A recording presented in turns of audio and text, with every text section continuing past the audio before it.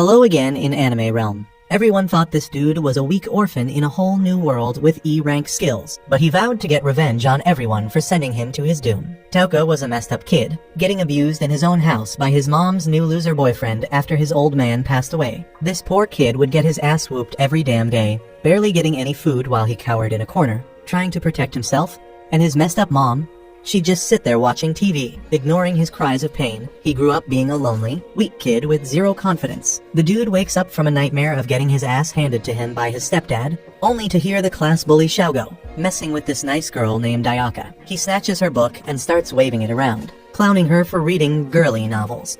Like seriously. This idiot can't grasp that girls can read whatever the hell they want. Tauka imagines how in a TV show he'd step in, stop the bullying, and earn everyone's respect. But he knows in reality, ain't nobody on that bus gonna give a damn. And if he tries to stand up for her, his weak-ass self is just going to get his ass kicked. Most of the popular kids back up Xiaogo, while the others laugh along to avoid being targeted. Even the useless teacher is passed out, and Xiaogo keeps pressuring the girl for her number. Before he knows it, Tauka stands up, looking Xiaogo dead in the eye, and tells him to back the hell off Ayaka. Xiaogo laughs, calling him a simp and weak, but then out of nowhere, Kiri, the most popular dude in class, tells Xiaogo to give the book back. Xiaogo listens and hands the book back to the girl, only to move on to bully another nerd, Yasu. Tauka wonders why Kiri stood up for Ayaka, because that's not his usual style.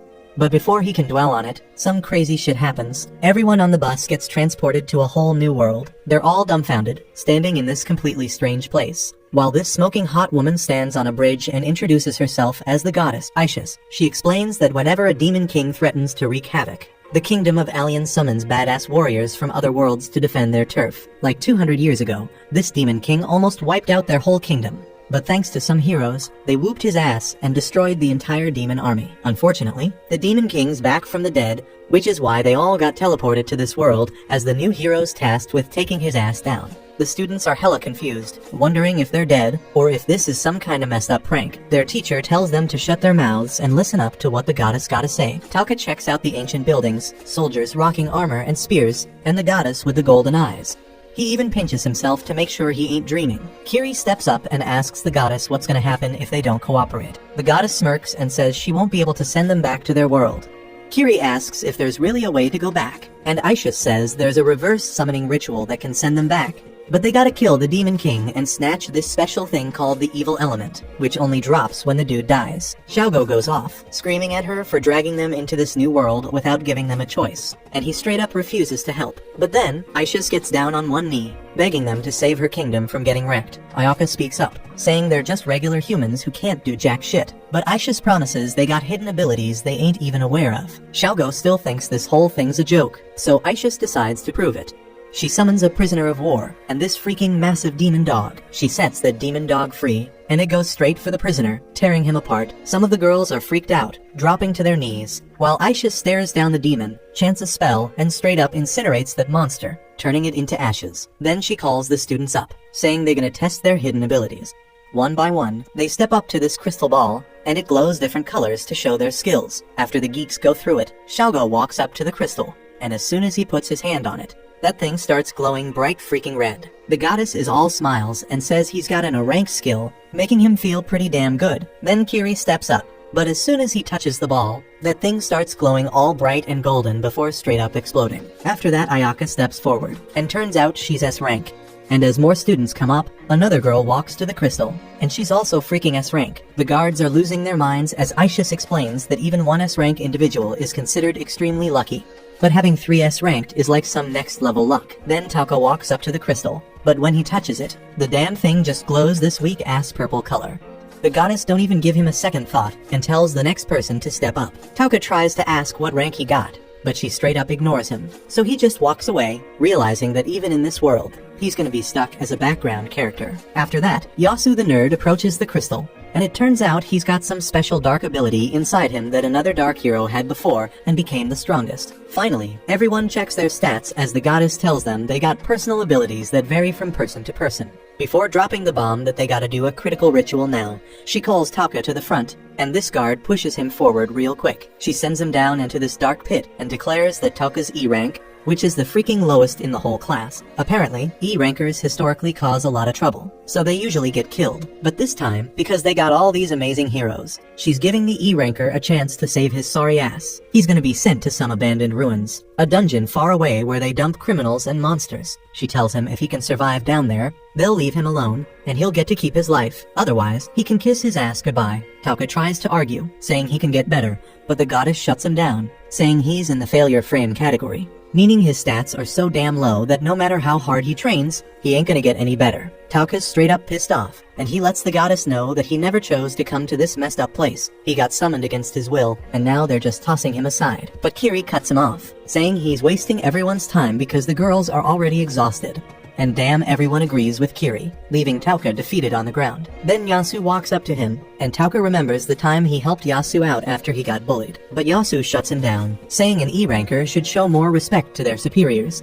Tauka's hope just drains away as the goddess starts the ritual and tosses him a leather bag as his special item, which turns out to be completely useless. Ayaka tries to defend Tauka, saying this shit ain't right, but Aishus is dead set on getting rid of Tauka, so she knocks Ayaka out so she can't complain no more. Tauka's beyond frustrated, and he raises his arm, casting a paralyzed spell at the goddess, but she easily blocks it and straight up calls Tauka a loser for even trying to hit her with his weak-ass E-ranked skills. Then Kiri tries his spell, creating this massive fireball, acting all high and mighty, claiming he was just checking by letting a small amount of mana in the spell. Everyone's laughing at the huge power difference between a loser like Tauka and themselves, while Tauka just hangs his head, tears streaming down his face. He remembers how he used to cry when he was younger, and suddenly his soul tells him to stop acting like some good person, and show them the true nature of his heart. The nature he's been trying to suppress for so long. Tauka finally lets it all go, looking up with eyes filled with hate, and he straight up tells the goddess she's a rotten hoe, warning her to be ready for him if he ever makes it out alive. Next thing he knows, he's teleported into this dark cave, and he tries to check his status, but the light's so damn low that he can't see shit. So he pours some mana into the leather bag, and the gem starts glowing, giving him some light like a lantern as he makes his way through the cave. Suddenly, he realizes he's been walking on a bunch of freaking skeletons, scared as hell. He wonders what the hell could have killed all these people when a monster comes at him, and he barely dodges it, taking off running like his life depends on it. The freaking monster is hot on Tauka's tail, and he's hauling ass like there's no tomorrow. He's debating whether to turn around and throw down, but deep down he knows he's screwed because the level difference is off the charts. If he stops, he's straight up dead. Fear grips him, and he starts bawling his eyes out. Then he gets blindsided by a damn rock sticking out of the floor and eats dirt. He glances back and sees death smiling at him, and frustration takes over because his life's been a mess. Right when the monster is about to finish him off, Tauka pulls a desperate move to save his sorry ass. He shoots the paralysis spell, and to his surprise, it freezes the monster in its tracks. He jumps up and bolts, but he hits a dead end in the cave, and another bird demon steps up with murder in its eyes. Tauka ain't having that shit. He raises his arm again and unleashes the paralysis spell, freezing the enemy once more. He realizes it ain't no fluke. His spell actually works, but exhaustion creeps in. He checks his stats and sees his mana is almost gone. But he's got one more trick up his sleeve. He tries casting a poison spell on the monster, and damn, it works like a charm. The demon starts turning black and bleeding all over. Tauka plops his ass down on the cave floor, wondering why his spells are kicking demon ass so hard. Then out of nowhere, he hears something behind him. He turns around and sees the Minotaur demon break free from the paralysis spell, ready to deliver a kill shot. But this time, instead of running like a punk, all the anger he's bottled up from being treated like shit comes rushing back. Even though he's completely drained, he defiantly raises his arms at the demon, swearing he'll kill to survive and live his damn life. He challenges the demon to a fight, not knowing if he'll make it out alive. He thinks he should still have his natural mana, which ain't even shown in his stats. So he wonders what's gonna go down once he consumes that shit as well. Plus, he's sweating bullets thinking about the worst case scenario, and he knows damn well his mana ain't gonna last until he makes it back up to the surface. Then he stops thinking and busts out Paralyze on the monster in front of him, but that shit doesn't work, and he figures out he can't use the same skill on a target over and over. So he puts the monster to sleep with his sleep skill and poisons it to kill it. He figures there gotta be other limits to his skills, like the one he just discovered, and using up his natural mana makes him hella tired. Then he peeps a bunch of monsters coming at him, and he ain't liking his chances of surviving. But he ain't giving up, and he laughs as he gets ready to throw down. He paralyzes as many of them as he can, and he's almost running out of his natural mana too. His consciousness starts fading, but somehow he hangs on, and more monsters keep coming at him. He thinks this might be the end for him, but he keeps using his paralyzed skill because he ain't giving up, no matter how many times he uses it. the number of monsters just keeps growing.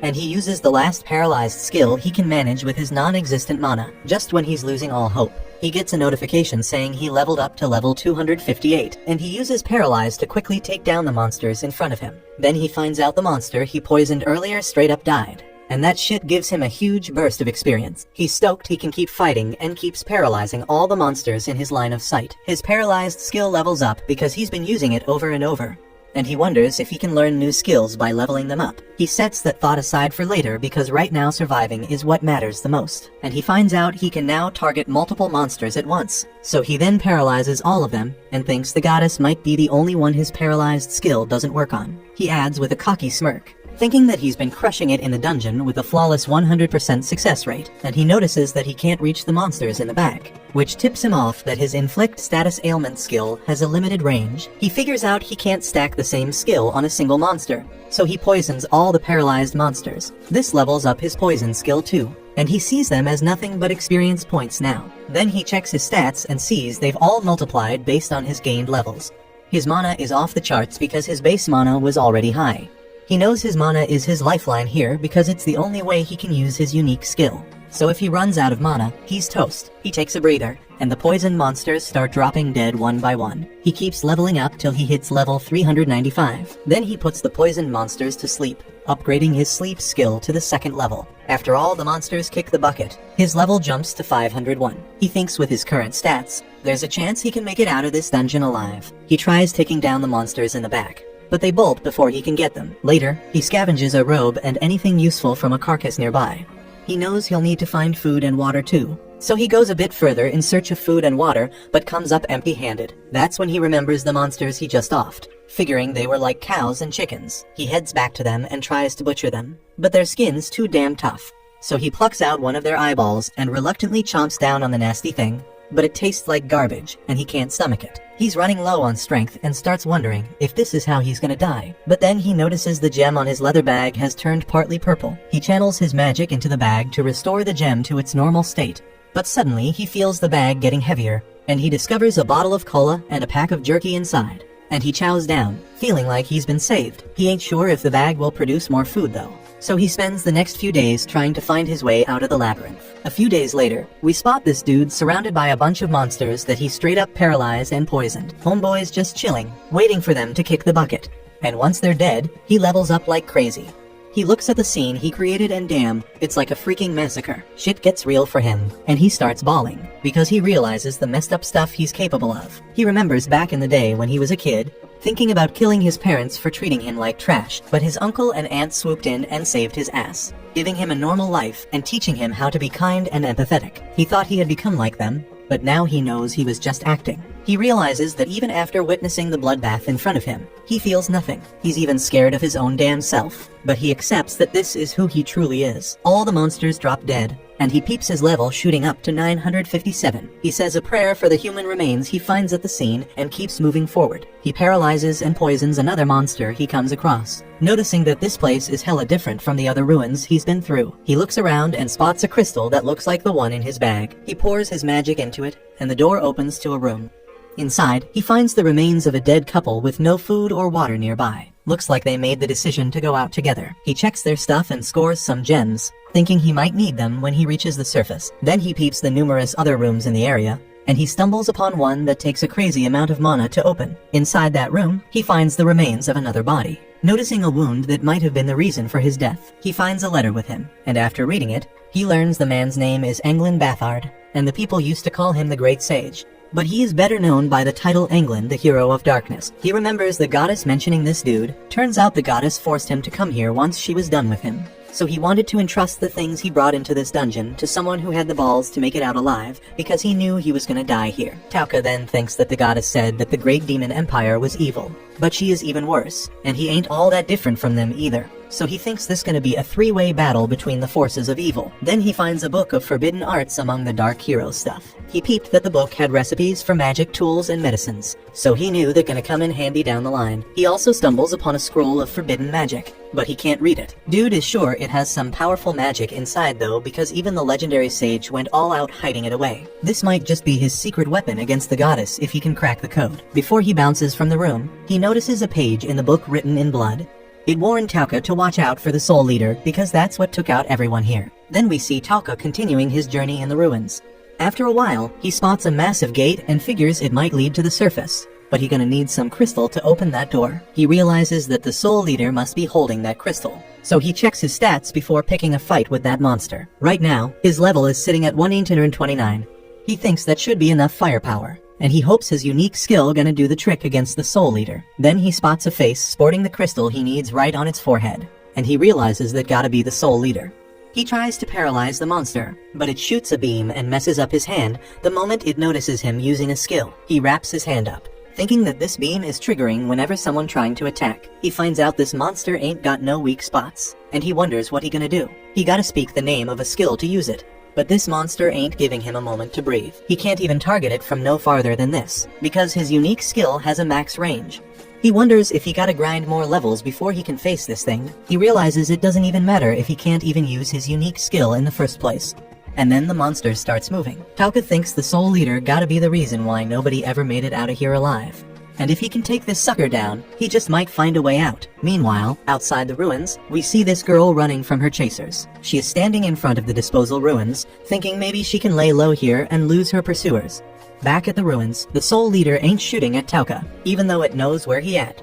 And some nasty gooey stuff be pouring out of its mouth. Next thing you know, that gooey mess transforms into some kind of monster. Tauka realizes the Soul Leader showing him the faces of other humans and the expressions they had before they died. And it looks like the monster amusing himself to see how Tauka reacts to this.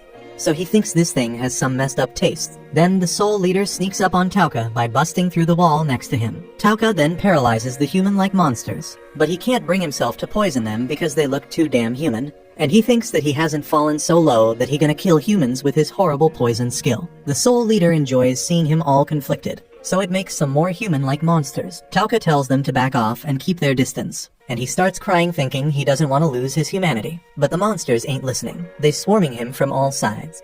He notices the Soul Leader being hella thrilled to see him in despair, so it thinks it has found the ultimate prey. Tauka still begging the human-like monsters to stay away, while the Soul Leader enjoying the show.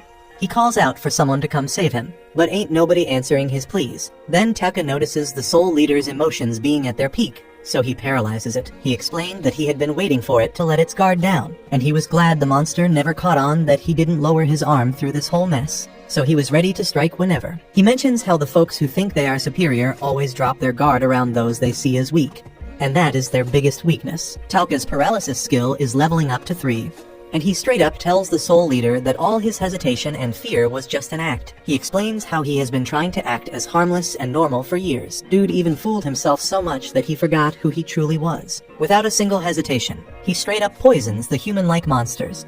He ain't holding back even if they look kinda human. He actually glad he had the weakest stats up in the ruins, and all the monsters here underestimated him. And that's why he managed to stay alive through it all. He can't even believe that the almighty Soul Leader got taken down by someone sent here to be disposed of.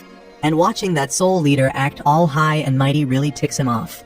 Soul Leader trying to make a move, but it's futile. Tauka notices that Soul Leader taking damage trying to move while paralyzed, so he poisons it. And that levels up his poison skill to level 3 as well. Then he uses sleep to knock the human-like monsters out cold. And once that Soul Leader kicks the bucket, it frees all the souls it gobbled up till now.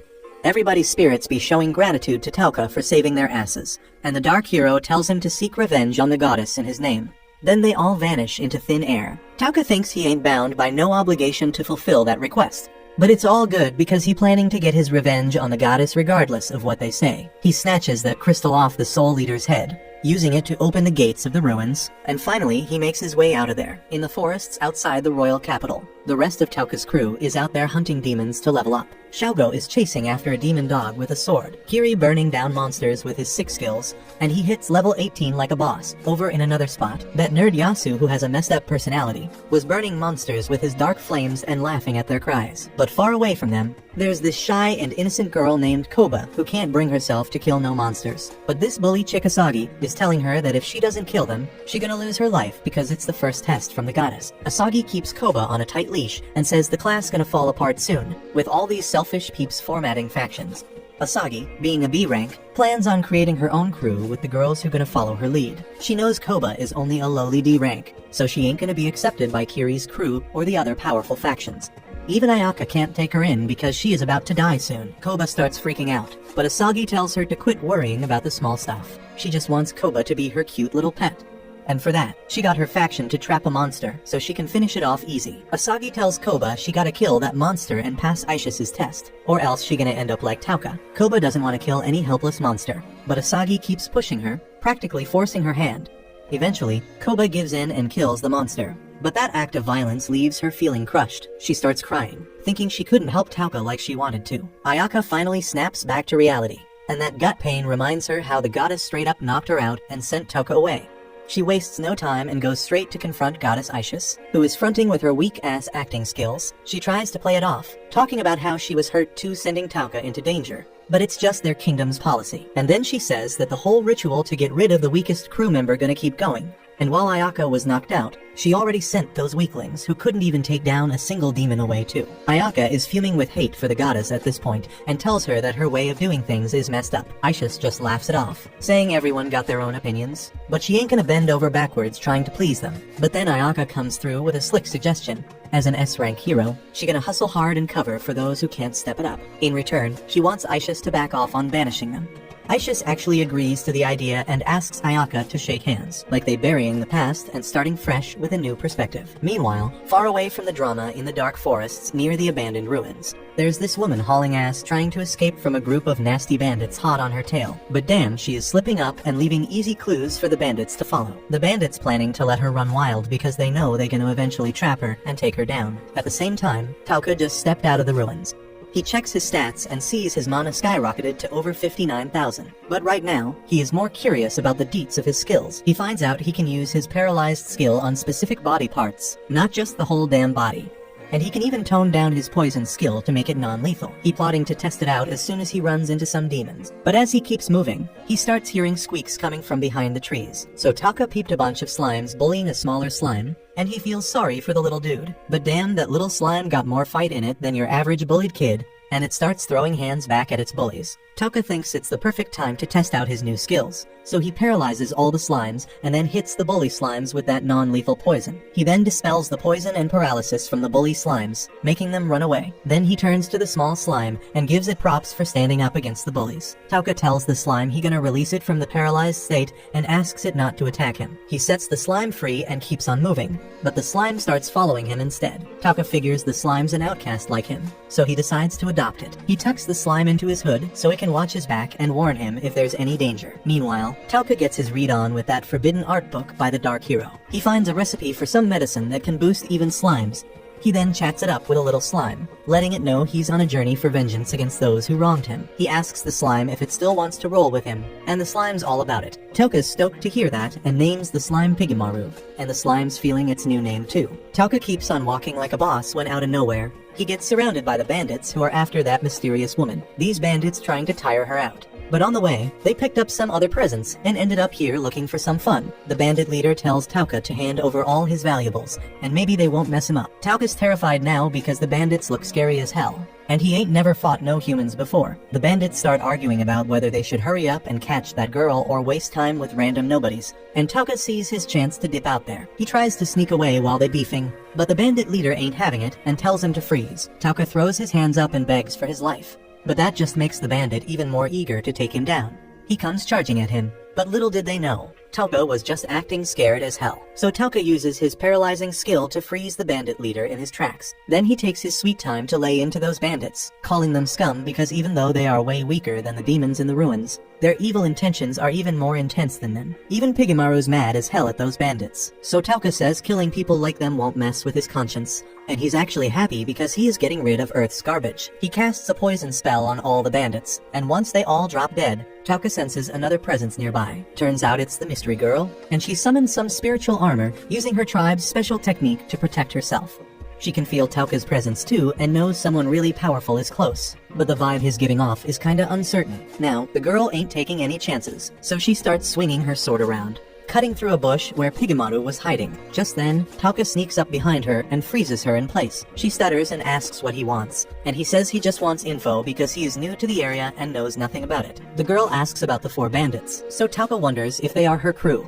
She denies it, and he believes her because she ain't oozing that same evil intent like those scumbags. He removes the paralysis just from her head so she can talk freely. But he warns her not to pull any funny business or he'll straight up end her. Tauka steps in front of the girl and keeps it real, saying he doesn't trust nobody, especially not strangers he meets for the first time. Before he can start grilling her, the girl asks what happened to the 4 bandits. Tauka tells her he killed them all, and she can't believe it because apparently the thugs had a reputation for being hella strong. She asks Tauka if he fought them alone or had help, but he shuts her down and ain't giving her no details. The girl's got faith in Tauka, thinking he ain't a bad boy, so she decides to trust him and says she'll keep honest with her answers.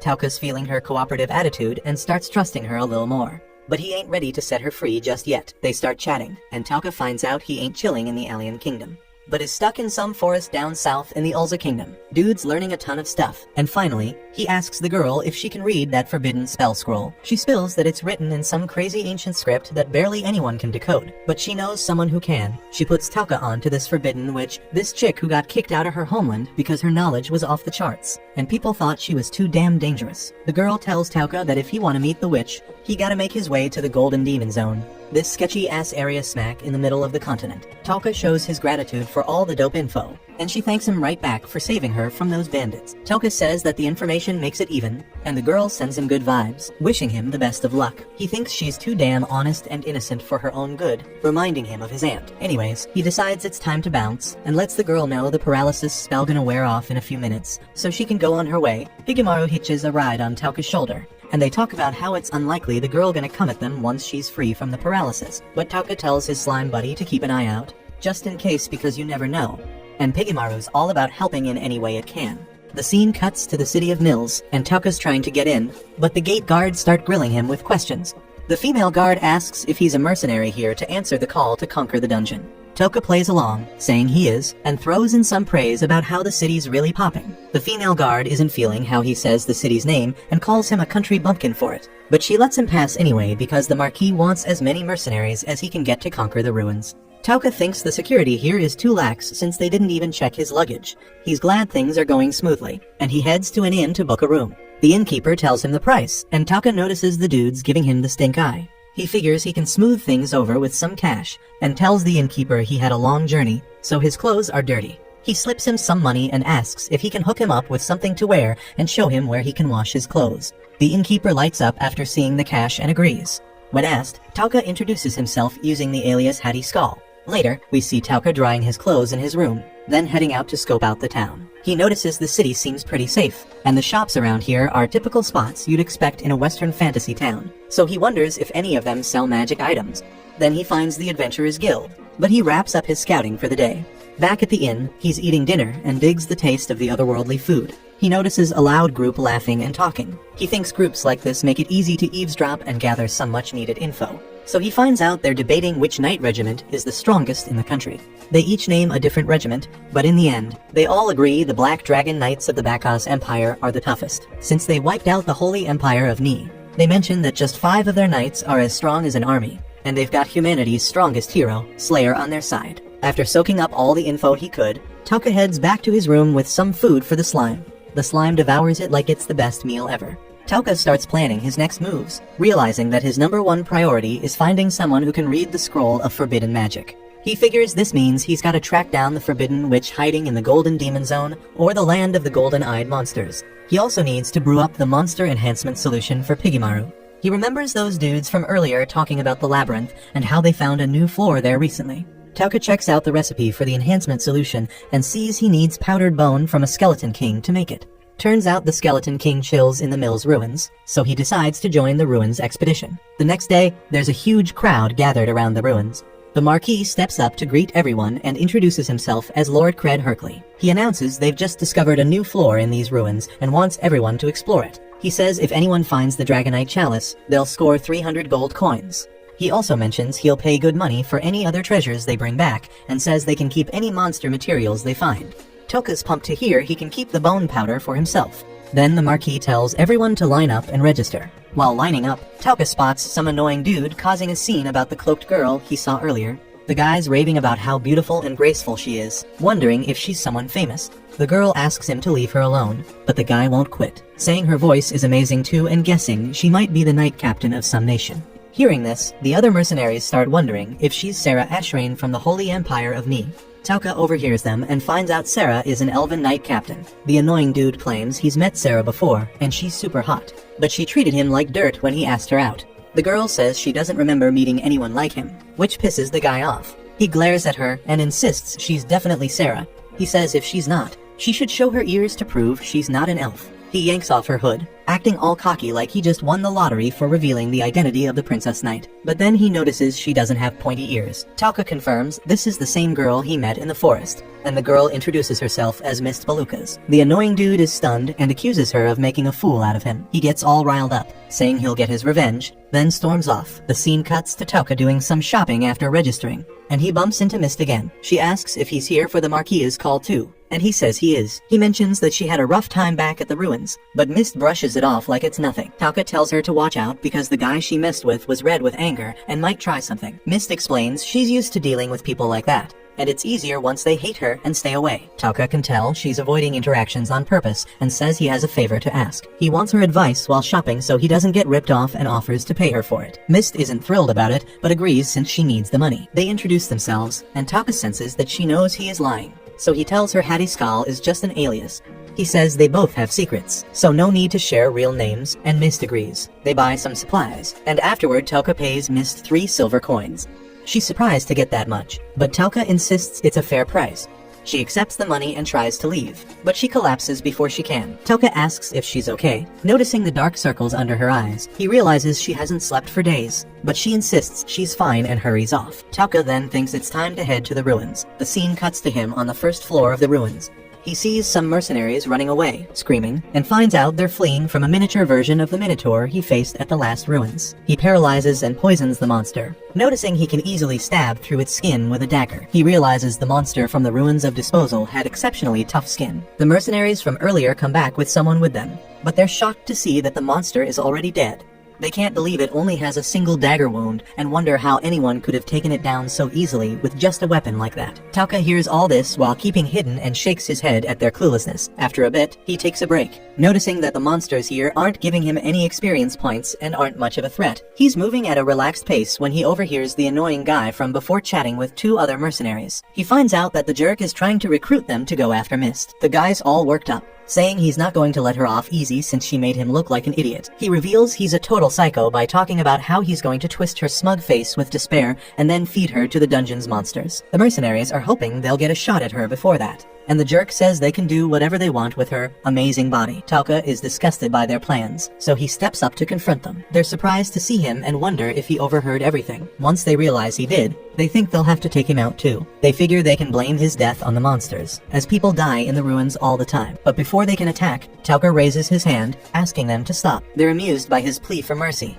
but they don't stop, so Tauka paralyzes them. They're stunned when they can't move, and Tauka tells them they're the ones about to meet their end. He reflects that even he's repulsed by this dark side of him. Realizing it might remind him of his parents, he poisons the mercenaries, finding satisfaction in leaving them to their grim fate. The annoying guy vows to make Tauka pay for this, but Tauka just laughs darkly, saying he won't get the chance. Some monsters then show up, and Tauka leaves them to feast on the damn mercenaries. Tauka keeps on exploring and finally clears the floor right above the new one. He decides to chill for a bit before diving deeper. After catching a 3-hour nap, he gives a shout out to Piggymaru for keeping watch. He then heads to the next floor and notices a mercenary group called the Saber Tigers heading back. He stops them and asks why they're bouncing. They say some weird stuff is going down in these ruins. There are monster bodies all over the place with no visible injuries, and even though their crew was the first to get here, the monsters are still dropping like flies. They're spooked and decide their buddies' lives are more important than any treasure, so they're heading out. They ask if Tauka wants to roll with them, but he says that he will continue exploring. They ask him to pass the word to any other mercenaries he runs into, and he's cool with that. As they leave, Tauka realizes they were talking about the monsters he took out. He figures news will spread, and fewer mercenaries will stick around. He moves on to the next floor and finds the Dragonite Chalice, but there's a stone monster chilling next to it, and Tauka knows it's gonna come alive the second he grabs the chalice. so he paralyzes and poisons the monster before it can even make a move, then snatches the chalice. The monster keels over, and Tauka starts thinking about what's next. He's on high alert when he senses someone sneaking up behind him, but relaxes when he sees it's just Mist. She's surprised he got to the chalice first and figures she must have fallen behind during her break. Tauka offers her the chalice if she wants it and hands it over. Mist's not sure about taking something so valuable without giving him anything back, but Tauka insists he's not looking for a handout.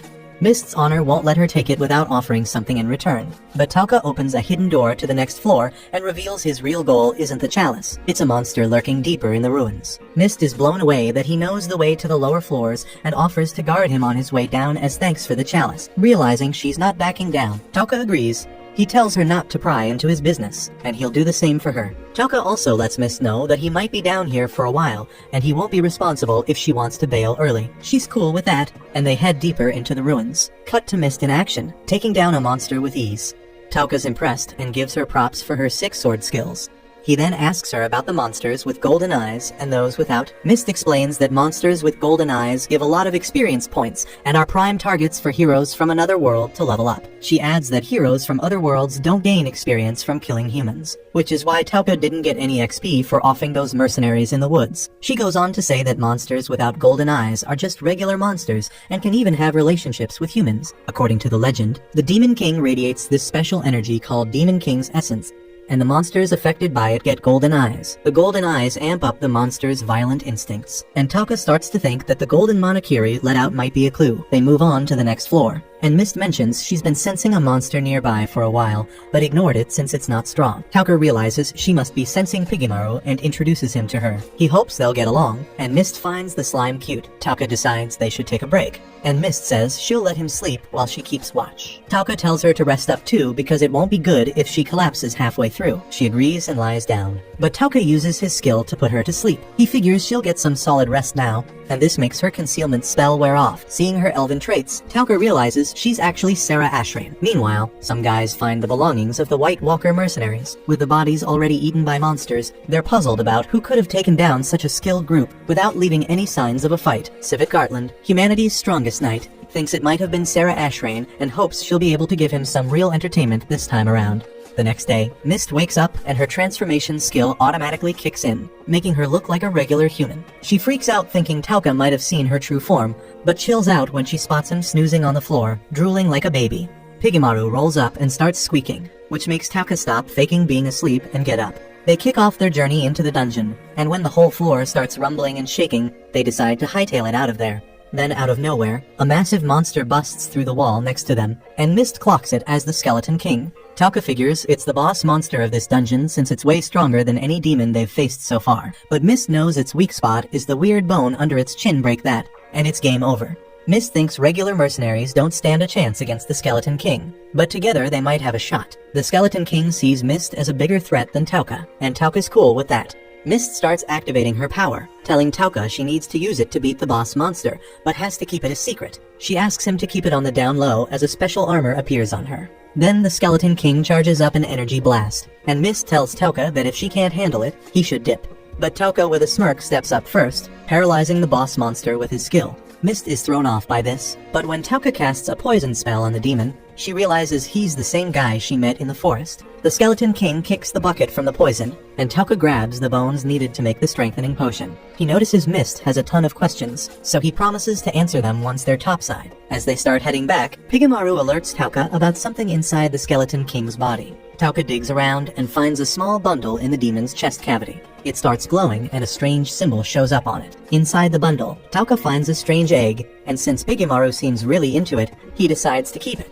Far off from them, Tauka's classmates are hitting up their first dungeon. Some students bolt when skeleton knights start chasing them, while a girl's on the floor bawling over her chopped off arm. Her friend tries to help, but the monsters are on them quick. Somehow, everyone manages to escape, and Ayaka stands her ground, ready to take on the monsters. But before she can do anything, Xiaogo and Kiri swoop in, smashing the monsters in one hit. Kiri, though, doesn't care about his classmates and Ayaka has to step in to protect them. Kiri's all cocky, bragging he's now level 24. Back in Dungeon City, Tauka and Mist make it to the surface. Mist shows the guards the Dragon Eye Cup, and with everyone's attention on the ultimate dungeon treasure, Tauka slips away quietly. Mist catches up with him, saying she'll get her reward from the Lord tomorrow at a public ceremony. Tauka asks if she's free till then. When she says yes, he asks her to come to his room that night so they can talk.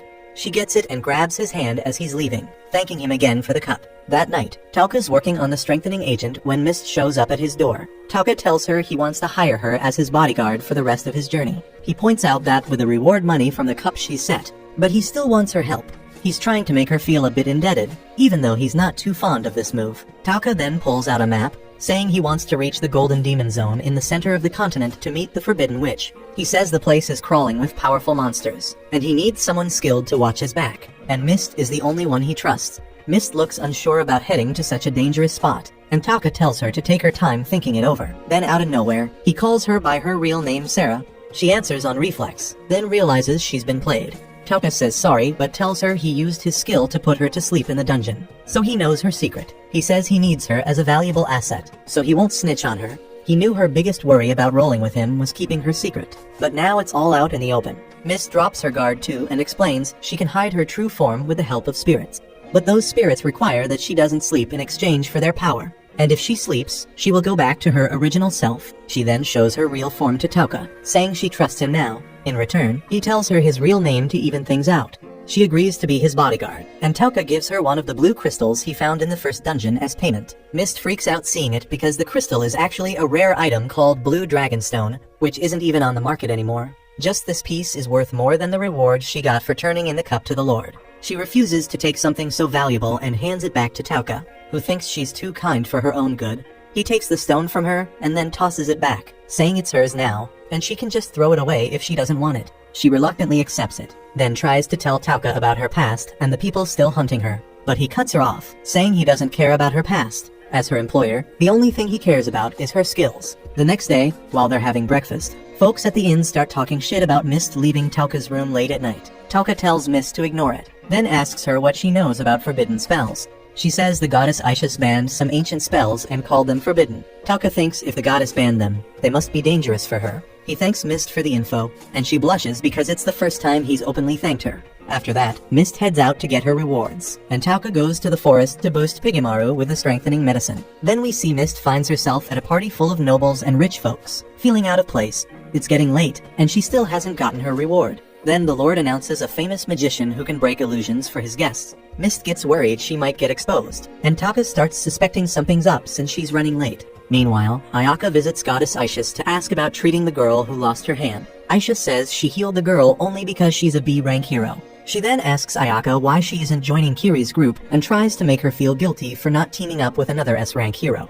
Despite the manipulation, Ayaka stands her ground, saying she can't work with Kiri right now. She swears to fulfill her duties as an S-rank hero on her own. Hearing this, Ishis says she'll let all the students who couldn't pass the first trial join Ayaka, so she can train them. Ayaka panics, reminding the goddess they had a deal that those students would be left alone if she fought on their behalf. But Ishis says she got an order from the king and has no choice. She tells Ayaka if she doesn't take the losers with her, they'll be disposed of. So Ayaka has no choice but to accept Ishis's order now. On Tauka's side, he figures Mist either took the prize money and bailed or something went down. The first option seems whack, so he heads out to find her. On the way, he hears folks talking about the girl who got the cup being the wanted elf princess.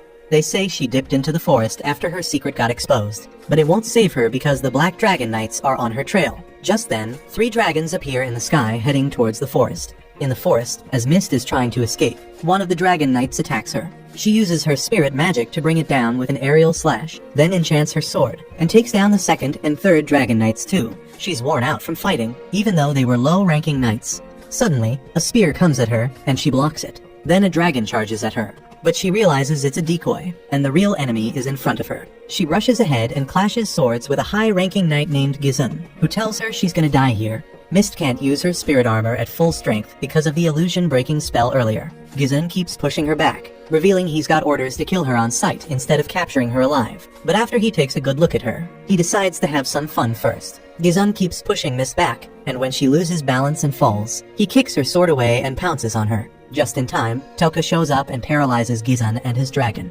Mist gets out of the situation and asks Tauka what he's doing there. Tauka puts non-lethal poison on Gizun, puts him to sleep, and reminds Mist they can't talk about private stuff with others around. He tells her he came to pick her up, but she says she can't accept his job offer now because he'll be hunted by the Dragon Knights if he's with her. She tries to give the blue dragon stone back to him, but he gets irritated and throws a pouch full of dragon stones at her. Mist is confused, and Tauka tells her he can't find a better escort than her and doesn't want to bother trying. Then out of nowhere, he asks her to undress, and Mist wonders if she heard that right. But he explains that the people of Mills saw her in this outfit, and apologizes for giving her the wrong impression. Sarah feels embarrassed for thinking he was planning something lewd, and she reminds him that they still haven't confirmed if their agreement stands. Tauka then offers a proposal. She can seek shelter with the Witch of Taboo. He elaborates that no one has ever discovered the witch's hideout, and since he's heading to the land of the golden-eyed monsters anyway, their deal should still be valid since their destinations align. Sarah is curious and asks why he's willing to go to such lengths for her. So Tauka reveals that she reminds him of someone from his past. He admits that while they don't share the same looks or personality, they have a similar vibe. He confesses that abandoning her now would feel like abandoning his aunt, and this makes Sarah realize that Tauka is genuinely a kind person. As they talk, the poison dragon dies, but Tauka notices it wasn't enough to level him up. He then releases the paralysis on Gizun's mouth, warning him that he'll show mercy if Gizun answers his questions honestly. Gizun, however, only taunts him, mentioning that the Black Dragon Knights won't let Tauka get away with this.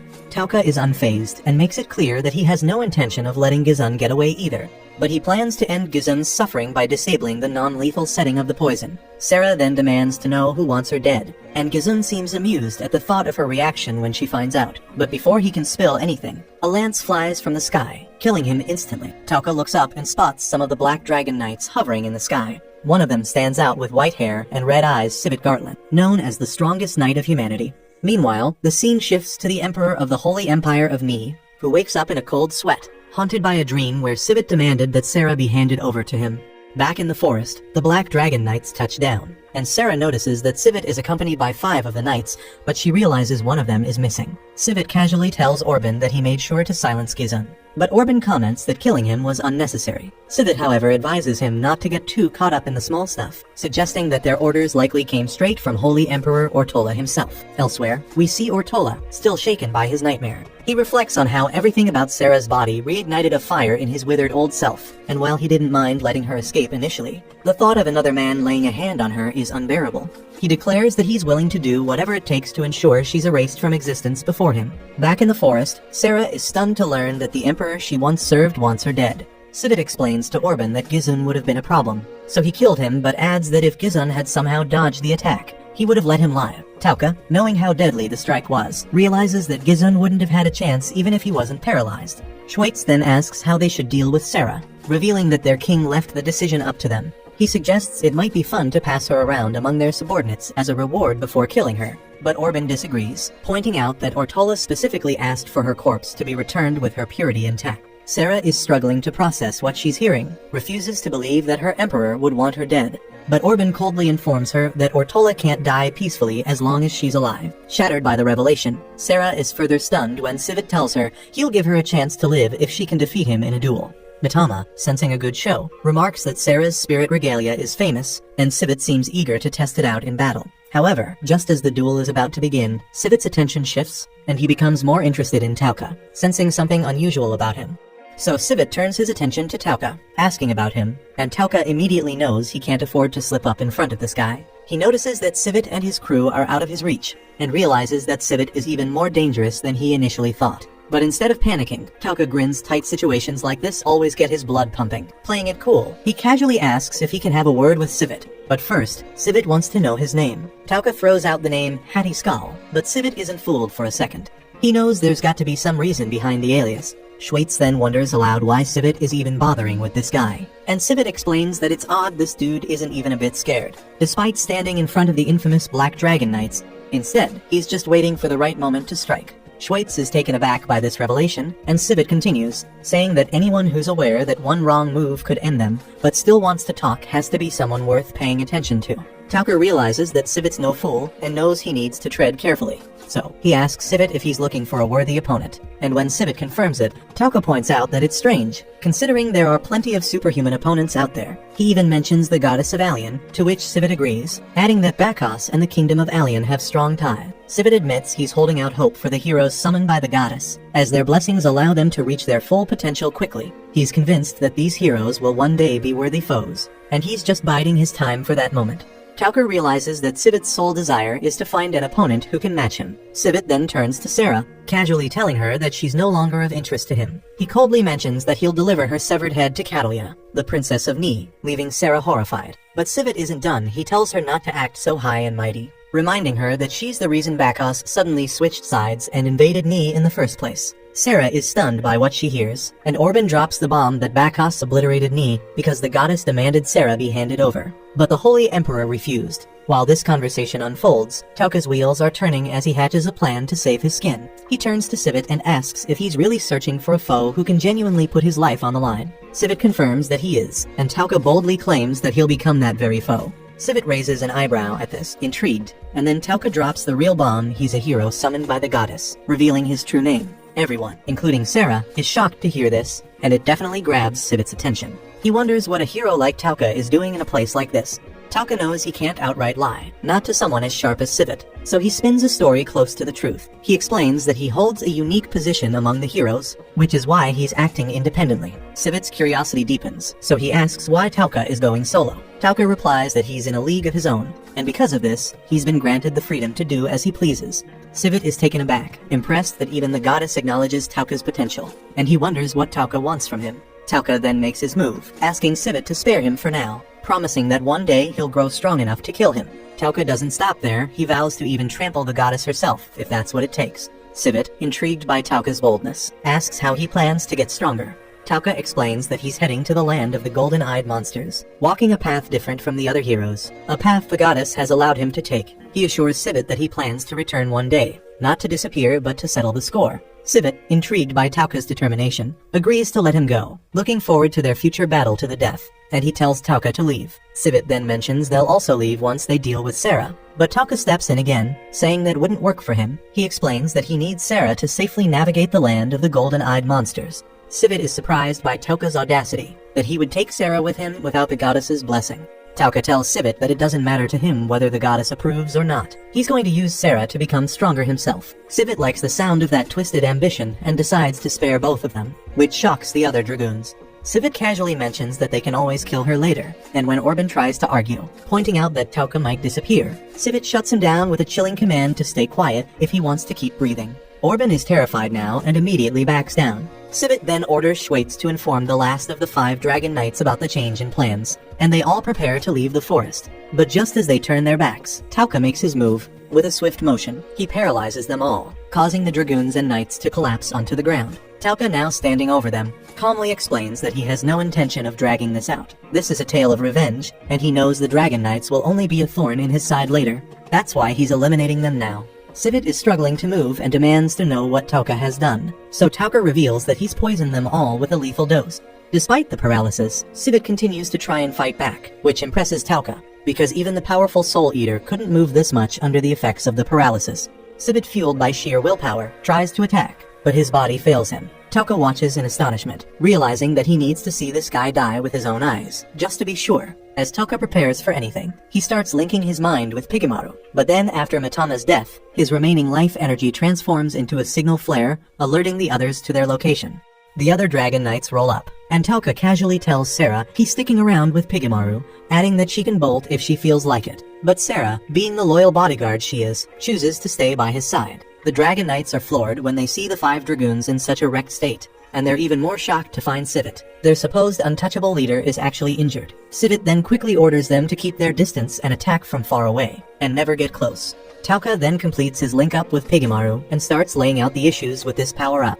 It takes time to activate, and it drains his mana like crazy. So this power, amped up by the monster-enhancing solution, is only good for short bursts of combat, but that's all he needs. Pigemaru's slimy arms shoot out, extending Tauka's range, and he paralyzes and poisons the Dragon Knights in the sky one by one. Then he makes the remaining 3 Black Dragon Knights fall asleep, leveling up his sleep skill to level 3 and unlocking the ability to induce Berserk, Darkness, and Freeze effects. Tauka tests out these new powers. Berserk makes his enemies go wild with violent urges, and he figures it's a perfect combo with Paralyze to finish them off faster. Darkness blinds them completely, making them stumble around helplessly. He doesn't feel a shred of guilt as he tortures them after all. These guys were planning to do some sick stuff to Sarah. 2 dragoons die during his experiments, and when all the poison dragons finally kick the bucket, Tauka gains even more levels.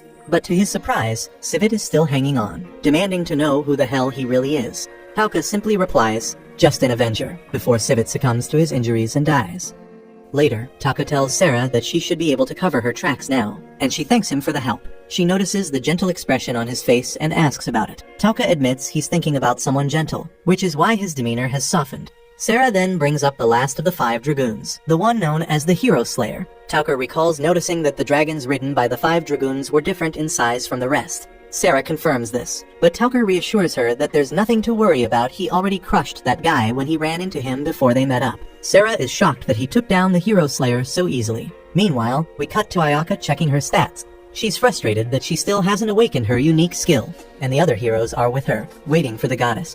Instead, Nyantan Kikipat, a follower of the goddess, shows up and informs them that she'll be training them since the goddess is busy. Shogo, not thrilled about taking orders from someone smaller than him, challenges her to a fight, but in the blink of an eye, she completely humiliates him, leaving no doubt about her capabilities. She tells the group they'll head back to the capital soon and enter the next stage of their training. Back in the forest, Tauka has filled Sarah in on everything that's happened since he arrived in this world. He's dead set on using his power to crush anything standing in the way of his revenge. Sarah, now knowing the truth about her nation's destruction, reveals that she has her own grudge against the goddess, so she offers her strength to Tauka for his quest of revenge. But Tauka warns her that his quest is selfish and without much value. But she insists on helping him as a way to repay him for saving her. Reluctantly, he agrees to rely on her, promising that one day he'll return the favor. The scene shifts to Kikipat meeting the goddess. Ishus, the goddess, thinks she was right to have Kikipat watch over the heroes. Kikipat is strong, wise, and fiercely loyal, so much so that she proves her loyalty by licking the goddess's feet. And the goddess ponders that the day the heroes clash with the great demon empire might be closer than she thought. The scene then shifts to some soldiers inspecting the ruins of disposal, casually checking if everything is in order. The crystal they use to scan the area shows no reaction, which should be a red flag. But instead of investigating further, they shrug it off, assuming the crystal must be malfunctioning. They decide to report that everything is just fine, sticking to their routine because, in their minds, there's no way anyone could survive the ruins of disposal, a place with a survival rate of 0%. Meanwhile, Tauka is browsing through a mask vendor's shop in a nearby village, intrigued by a particular mask. The vendor notices his interest and assumes Tauka is a fan of Lord of the Flies. Tauka, confused, asks who that is. The vendor enthusiastically explains that Lord of the Flies was a legendary figure who turned a monster-infested island into a fortress, defending it against all sorts of invasions. He became the master of demons and was eventually shunned by the very source of evil. Though his army was wiped out, they went down in such a badass way that they're still remembered and admired. Cut to Sarah, who's staying at an inn in the same village. She's deep in thought about Tauka, deciding not to confess her feelings. She figures that worrying about her emotions would only distract him from his journey, so she resolves to focus on being his sword and support for now. Later, Tauka enters a tent and tries on the mask. As he gazes at his reflection, he admits to himself that he doesn't feel like much of a hero at the moment. In fact, he feels more like a devil. Then he swears that one day he'll crush the goddess Ishus, warning her not to underestimate the determination of a man who sold his soul for revenge. The scene shifts to the castle of the Magnar Kingdom, where the kings of the allied nations are gathered for a tense meeting. They're shocked to hear that the 5 dragoons have been defeated, and King Ganoza can hardly believe it, struggling to accept that such powerful forces are no more. King Jin, with a somber expression, confirms that he personally identified the corpses of the 5 dragoons, adding that they're still investigating the circumstances. Ganoza then turns to Alien, asking if they have any information to share. King Yusuf prompts the goddess Ishus to speak, and she reveals that the Black Dragon Knights were tracking Sarah Ashrain before they were killed. So Queen Alma asks if there's any clue where Sarah went afterward. Jin reports that they found bloody, torn remnants of Sarah's clothes at the scene, and based on the amount of blood, they believe she was seriously wounded. Alma muses on the possibility that Sarah and the dragoons might have taken each other out, then mentions that she heard King Ortola passed away last night, losing his mind before his death. Ganoza dismisses this, saying he doesn't care about a cowardly king who sold out his own country without a fight.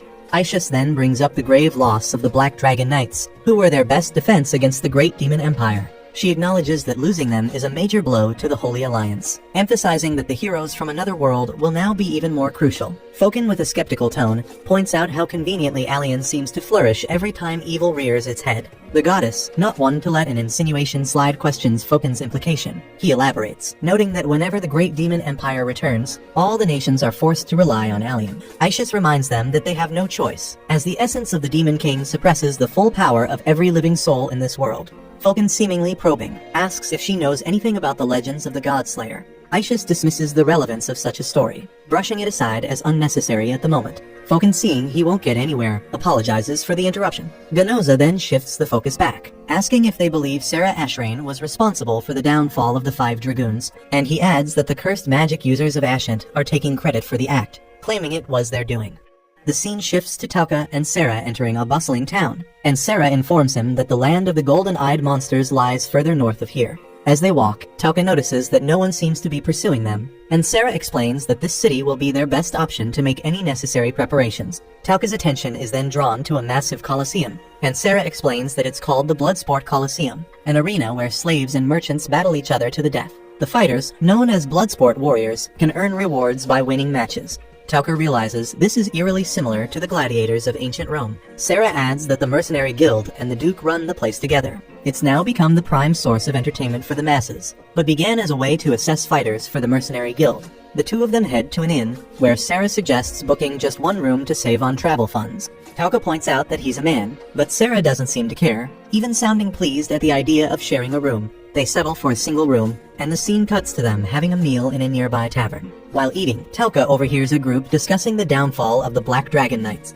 One person mentions a rumor that Sarah Ashrain was responsible for killing the 5 Dragoons. Another argues that Sarah was actually killed by them, and claims that Ashant was the one who took down the Dragoons. This grabs Tauka's attention, and he listens as the person explains that Ashant is boasting about cursing the Dragoons to death. Tauka curiously asks Sarah what she thinks of these claims, and she admits she's heard of Ashant. They're known to worship the god of curses. As they talk, a group of Ashant's guardians swagger into the tavern, acting as if they own the place. Tauka sizes them up and thinks they don't seem like much of a threat, feeling a strange satisfaction that they're taking credit for the demise of the Black Dragon Knights. Some folks in the tavern are convinced that the Ashen Guardians might have actually taken down the Black Dragon Knights, while others are skeptical, wondering who could possibly defeat the 5 Dragoons. They speculate that maybe the Dragon Slayer, the Leopard Woman, or the Witch of Taboos could pull it off. They also mention that no one's seen the witch in over a decade. But one of the patrons recalls that someone in this very city has actually met the witch. Tauka, hearing this, wastes no time and approaches them, asking for more details. Though they're initially cautious, they agree to spill the beans once Tauka offers to buy them drinks. The patrons then reveal that the strongest Bloodsport champion in town is the one who supposedly met the Witch of Taboos. Tauka wonders how he can meet this person, and just then, luck seems to be on his side as the champion walks into the tavern. The guys point out that this is Eve Speed, the fiercest Bloodsport warrior around. Tauka immediately seizes the moment, offering to treat Eve to something. He introduces himself as Hattie, expressing that he's been eager to meet her. Eve, however, isn't one for small talk and tells him to cut to the chase, knowing full well he's not interested in her just because she's a Bloodsport warrior. So Tauka directly asks if she knows where the Witch of Taboos is.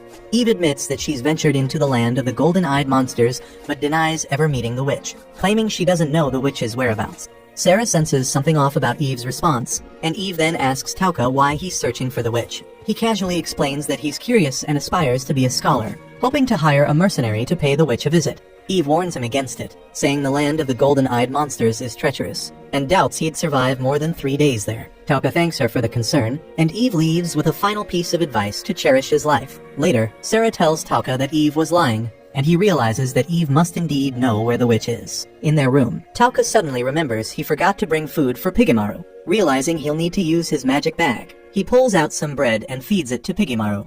Both he and Sarah also take a bite, and Sarah is pleasantly surprised by the taste. So she curiously asks if this is a common food in his world, and Tauka confirms it is. He notices how much she enjoys it and wishes he could give her more, but laments that the bag produces items randomly. Sarah admires the wrapper of the bread, finding it beautiful, and Tauka thinks it might seem more special because it's from another world. They then turn their focus to discussing their next move, and Tauka hopes to get Eve to reveal the witch's location. So Sarah suggests they gather more information about Eve tomorrow. Tauka muses on what a Bloodsport warrior might value most after their life, and Sarah speculates that it's probably money, as it could buy their freedom, though it would require a significant amount. Meanwhile, we see Eve meeting with a dark elven girl, comforting her and promising to get her out. And the girl trusts Eve completely.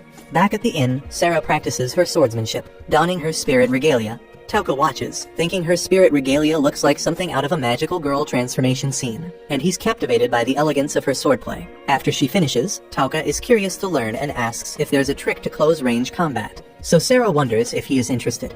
Tauka explains that he's been relying too much on his current skills and might need something more in the future. Sarah is surprised but agrees to give him some pointers, which reminds her of her old days training nights as their captain. She then instructs Tauka to try attacking her, and he throws a punch, but she effortlessly restrains him, explaining that this technique can be used on enemies he doesn't want to seriously harm. Embarrassed by their close proximity, especially with her sweating, she lets him go and apologizes for getting her sweat on him. Tauka reassures her that he doesn't mind, so she asks if he's okay with her teaching him this way. He assures her it's fine, and they continue their practice.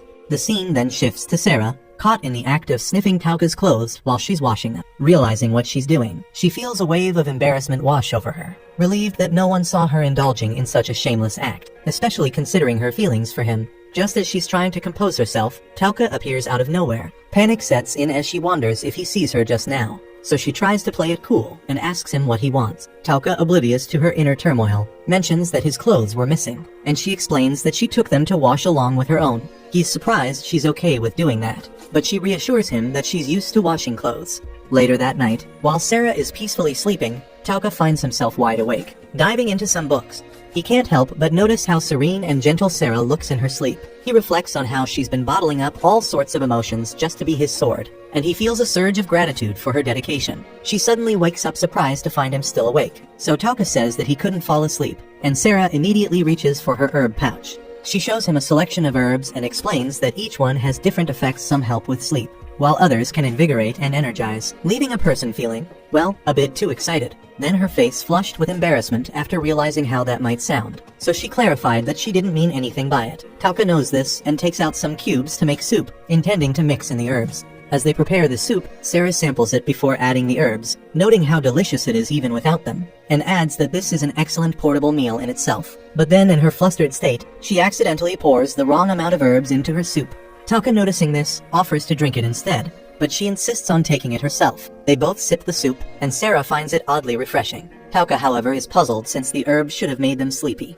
That's when Sarah realizes, with growing horror, that she used the herb meant to make someone energized, and also she drank a lot. Tauka sees the silver lining as he can stay up and read even more now. As he's reading, Sarah, feeling the effects of the herb, asks if there's anything she can do for him. He gets too hot just by looking at her, but he manages to tell her to get some sleep since they need to gather intel the next day. She then asks if he's resistant to temptation, and he admits that for now, he is. His thirst for revenge is so overpowering that it overshadows everything else. He explains that once his revenge is complete, he might be able to focus on other things, but until then, he's stuck with this curse. Moved by his determination, Sarah vows to do everything in her power to help free him from this curse, and he tells her he's counting on her. The scene cuts to them at the Colosseum the next day, and after some digging, Sarah fills Tauka in on Eve's backstory. Eve was originally a slave, sold to the Colosseum by her slaver, and she became a sensation from the start because leopard men are a rare sight after all, and in her 3-year record, she hasn't lost a single match. Tomorrow is her final fight, and she's already earned enough to buy her freedom. Tauka realizes that this makes it tricky to use money as leverage, but Sarah adds that Eve actually earned enough to buy her freedom 2 years ago, but she kept fighting to save someone else. Tauka learns that it's a child Eve is trying to free, and Sarah also reveals that most of the previous Bloodsport champions have met their end during their final match. Tauka's heard whispers about this too and figures it's because they get thrown against an impossibly tough opponent. But Sarah shares a darker rumor that the Duke who runs the Colosseum rigs these fights to put the champions at a disadvantage. Tauka amusingly thinks that this could be the gap they need, and meanwhile we see Eve gearing up for her fight. Sarah asks Tauka whether there are any chances for Eve to survive, but Tauka with a grim expression insists that the Duke would never let her live, and will definitely try to kill her off with the introduction of a new fighter, one who will soon become everyone's favorite. Sarah is shocked at this and asks what they will do tomorrow, so Tauka without hesitation responds that they don't have to wait until tomorrow, they are going to make their move today itself. Later that evening, Tauka ends up tracking Eve down into a dark alleyway and steps in front of her, blocking her path. Eve looks confused and asks what he wants, and she adds that she already told him that she had never seen the witch. Tauka doesn't buy it for a second, and immediately tells her he knows that's a lie. But Sarah confirms it isn't. Sarah then walks in, saying they know she is hiding something, and Tauka cuts in, bluntly telling her to cut the crap and come clean. Eve instantly takes a defensive stance, her hand reaching for her sword, but Tauka quickly tells her to chill out, assuring her they only want to help. Eve, still suspicious, keeps her hand on the sword while Tauka continues, explaining that the Duke is planning to have her killed in the match tomorrow, and he emphasizes that this would be a huge problem for them, as they need to find the location of the witch. Tauka then directly asks Eve if they should kidnap the girl she's hiding and get her out of this slave city tonight. Eve gets furious at this suggestion and threatens to cut their hands off if they dare lay a finger on the girl, but Tauka tells her to rest easy and reassures her that they mean no harm, they're just here to help. Sarah then chimes in, stating they know she has been fighting these past 2 years solely for the sake of the little girl Lisbeth. Eve then realizes these two really do know everything about her, so she takes a breath, calming down slightly. Admitting that she can't just turn away from the fight tomorrow, she feels she has no choice but to participate. Tauka asks whether they should take Lisbeth away to safety, but Eve firmly replies that if they don't follow the city's rules and try to run, bounties will be placed on their heads, and they'd be hunted by soldiers and assassins for the rest of their lives. She confesses that she might have considered running if she were alone, but with Lisbeth by her side, she can't take that chance. Tauka insists again, suggesting he could take her to the safety of the Golden Zone where the witch lives, a place no one dares to enter. But Eve shakes her head, saying even he wouldn't make it through the zone itself, it's way too dangerous. Tauka, however, makes a promise. No matter what happens, he will make sure Lisbeth stays safe. Eve weighs this option and looks at Sarah, instantly sensing her experience in martial arts, then turns to Tauka and asks what he's capable of. Tauka, with a casual shrug, tries to downplay his skills, claiming he could defeat the Skeleton King without much trouble. Eve smirks and acknowledges that while a Skeleton King is a tough opponent, it's nothing compared to what he'd find in the Golden Zone. Tauka replies with a grin, revealing that he's the one who took down the Black Dragon Knights. Eve laughs and dismisses him, and says that a weakling like him couldn't handle even the weakest Dragon Knight.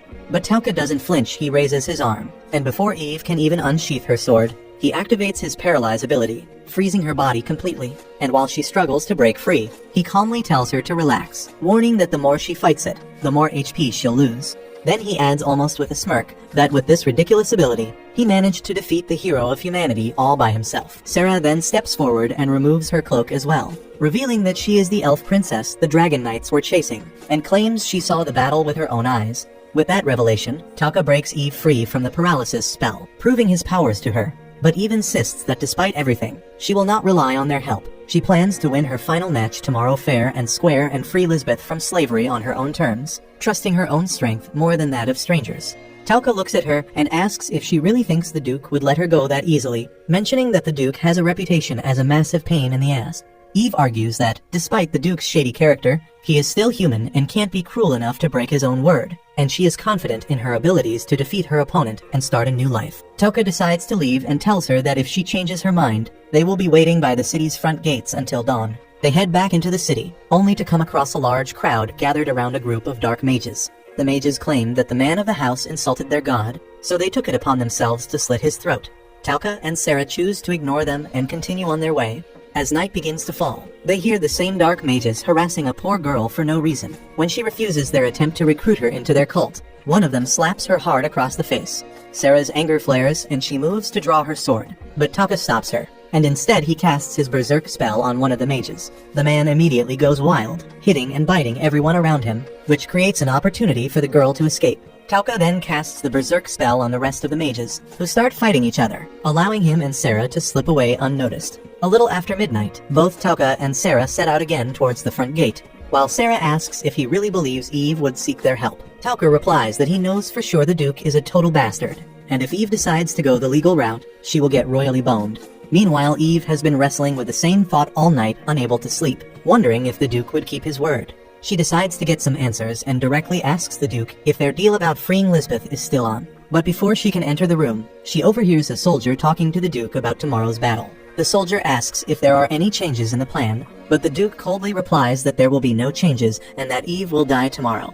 This truly shocks her as she hears the Duke mention he plans to give her a poison that would numb her senses. The soldier laughs, and the Duke goes on to complain that he had to spend a lot of money on the shrine being built for her since she was so well loved by the audience. But he sneers, calling her a subhuman creature who shouldn't even be alive, and Eve can't believe her ears.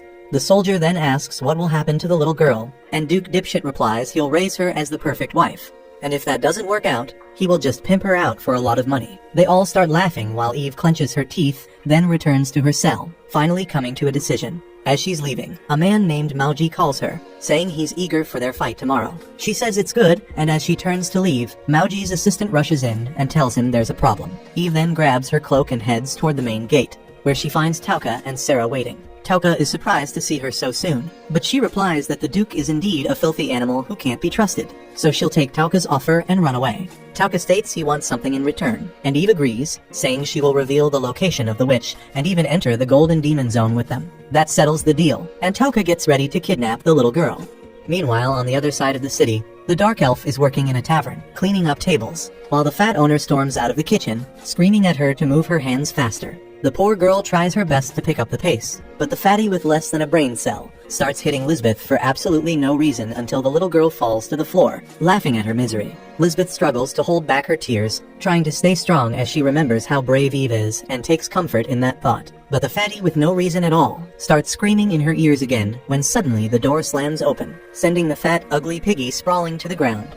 Eve storms in, furious at the fatty for treating Lisbeth like that, and draws her sword. The fatty instantly drops to her knees, begging for her life, claiming she never wanted to hurt the girl, but the Duke ordered her to discipline Lisbeth harshly, and if she didn't, he would have punished her instead. Eve tells her that she's taking Lisbeth and gives her a choice. Tell everyone Lisbeth was kidnapped and that Eve went after the kidnapper, or face the consequences. The fatty sobs and agrees, desperately telling Lisbeth that she never meant to treat her badly, but was forced to. Then suddenly Tauka enters the tavern wearing his mask and tells Eve to go on ahead as he just needs to check on something. Once they leave, he walks up to the ugly fat woman and coldly tells her that she might have fooled Eve with her performance. But he can see right through her pathetic act. He tells her that he knows what it's like to suffer abuse, so he won't let her off that easy. The woman tries to bluff, insisting she's the only one who can protect them from the Duke's wrath when he finds out about this.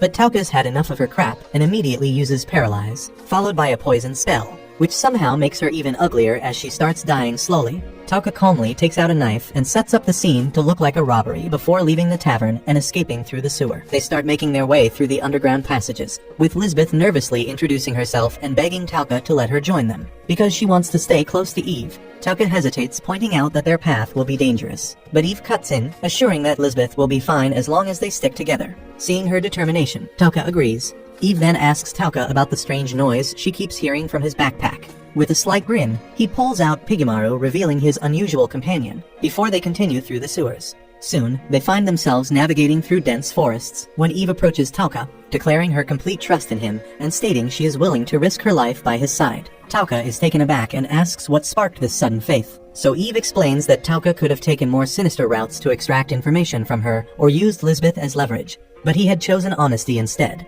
She then questions why he wants to meet the witch, and Tauka reveals he possesses an ancient text he believes only the witch can decipher. Eve then asks if he plans to harm the witch, but Tauka reassures her that as long as the witch doesn't pose a threat, he has no reason to hurt her. Not long after they ride on horseback, and Tauka confides to Sarah that he suspects Eve has some connection with the witch. He mentions that he's also heard the witch is a dark elf like Lisbeth, which might work in their favor if they need someone to vouch for them. Suddenly, he spots a flurry of lights coming from the kingdom and quickly realizes that an alarm has been raised. Eve suspects that Mauji has somehow tracked her and offers to hold off their pursuers while the others escape. But Tauka refuses, insisting they fight together. He quickly devises a plan, diverting half the enemy forces by leading them on a chase after decoy horses, while the group hides in the bushes, preparing for a surprise attack. He instructs Eve to retreat with Lisbeth, as Sarah is needed at the front for his plan. And with everything set in motion, Tauka takes up his mask, preparing for their final stand against the Duke's forces. Meanwhile, we see the members of Ashant noticing a broken tree branch. Mauji suspects the branch was deliberately broken to trap them. He quickly realizes his enemies want to lure him into the forest, so he calls out for them to show themselves, declaring that he has seen through their ploy. Sarah then emerges, wearing the mask of the Fly Swordsman, a figure who appears in the legends of the Lord of the Flies. Mauji demands she hand over Eve and Lisbeth, promising to spare her life if she complies. He even offers to welcome her into the ranks of Ashant, noting she seems like a capable warrior. Sarah then asks what would happen if she refuses, and Mauji coldly states he will make her suffer using his curses. He adds that even the 5 dragoons could not withstand his curses, nor could humanity's strongest warrior. Sarah, playing along, asks him to promise the safety of Eve and Lisbeth before she leads him to them, so Mauji agrees, giving his word. With this, Sarah tells everyone to follow her, and they start to move, but Mauji suddenly stops them.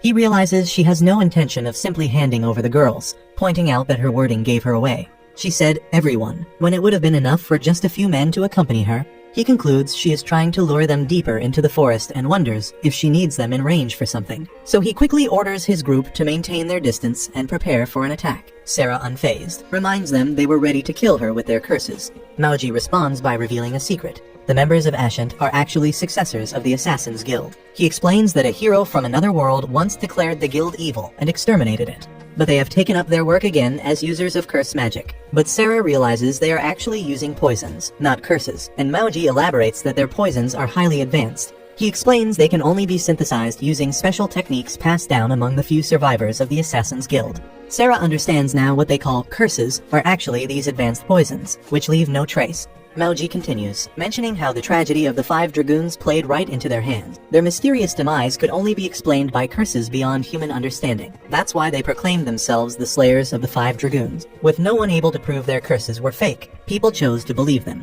And he adds that in a world without proof, the loudest voice wins. Then, when Sarah asks him about his ultimate goal, he explains they plan to use Duke Zuin to carve out a central role for themselves in the nation. So she realizes they intend to assassinate anyone who gets in their way. Mauji then reveals that his ultimate aim is to take over the entire country for himself, and he demands to know where her other allies are. Sarah calmly replies that she is the only one accompanying Eve and Lisbeth, but Mauji seems skeptical. So to make him believe her, Sarah takes off her mask and reveals her identity, stating that she is the one who survived facing the 5 dragoons. Mauji then realizes she is Sarah Ashrain and wonders if she is truly the one who killed the 5 dragoons. Sarah replies that she might have, but Mauji scoffs, refusing to believe she could have defeated humanity's strongest warriors. He then introduces the man who is supposed to fight Eve in her final Bloodsport match, naming him as Belger. He also introduces Belger's brother Verigan, and declares them the strongest siblings in Ashant. Mauji adds that they had a younger brother who was part of the White Walkers group that had been chasing her,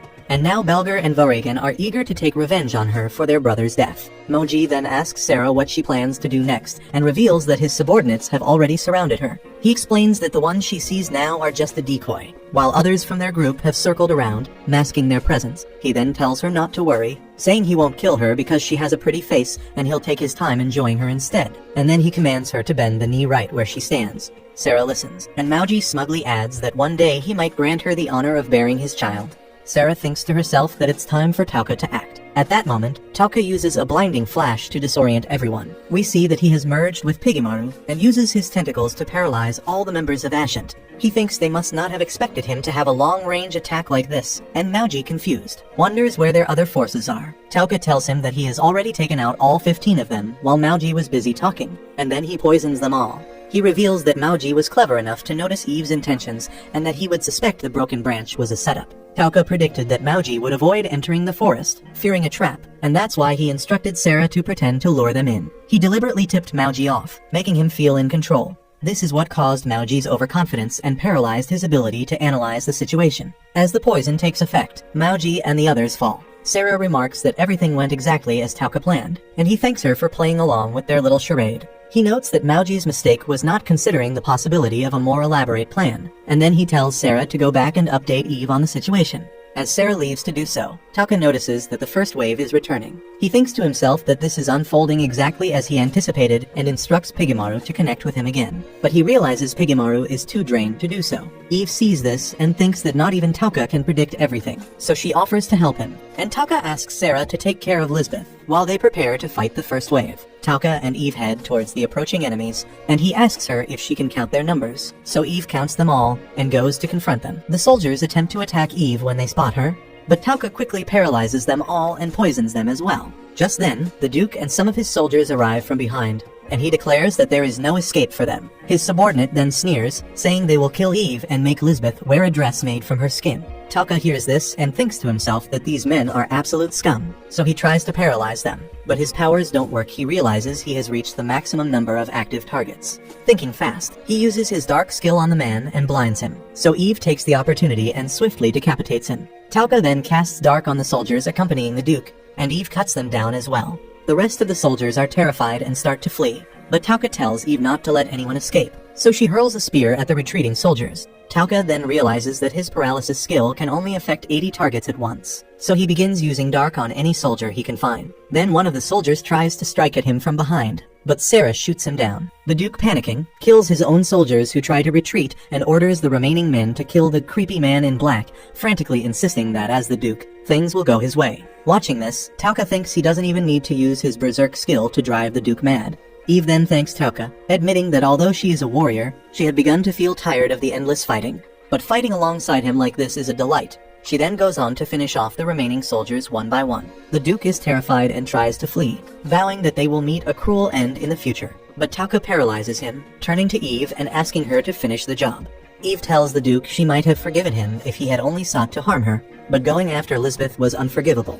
So without hesitation, she beheads the Duke, and the scene reveals the mess they have made in the forest. When the battle is over, Sarah and Lisbeth come out of hiding, and Tauka asks Sarah to take Lisbeth away. He thanks her for the help with the bow, and she apologizes for acting without permission, but he assures her it's fine since she is the vice leader of their mercenary group. Later, we see Tauka using a freeze spell on the bodies of the Ascent members. He explains that this spell encases living people in ice, but when used on corpses, it treats them as objects that can be crushed into powder after being frozen. He tells Eve that he plans to use this skill to eliminate the bodies of the Ascent. He adds that these men claim to have slain the 5 dragoons, and he intends to make that accusation stick to them forever. With that, he crushes their bodies into dust. Meanwhile, King Jin learns that the Ascent have disappeared, and a messenger informs him that all they found at the scene were the corpses of the Duke and his soldiers. Jin is troubled by this news, as it disrupts his plans to use the Ascent as pawns, so he wonders how he will explain this to the goddess. He then orders his soldiers to do everything possible to find the Ascent. Meanwhile, we see rain falling in the forest, so Sarah and Lisbeth take shelter in a cave, where Sarah is drying her wet clothes.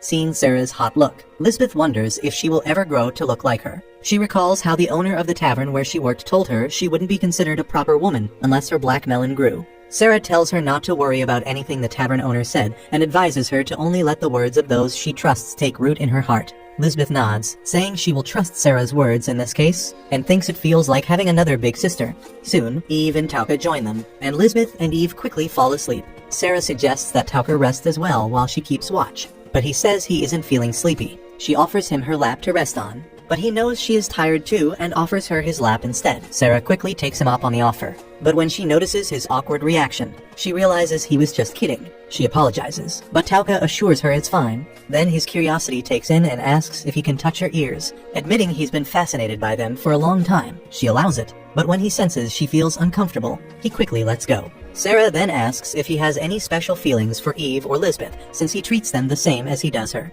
Tauka explains that Eve reminds him of his uncle. Though Eve has a different gender and attitude, she shares the same heart. And he adds that his aunt and uncle are the only reason he wants to return to his world. As for Lisbeth, she reminds him of himself. He explains that he too was abused as a child.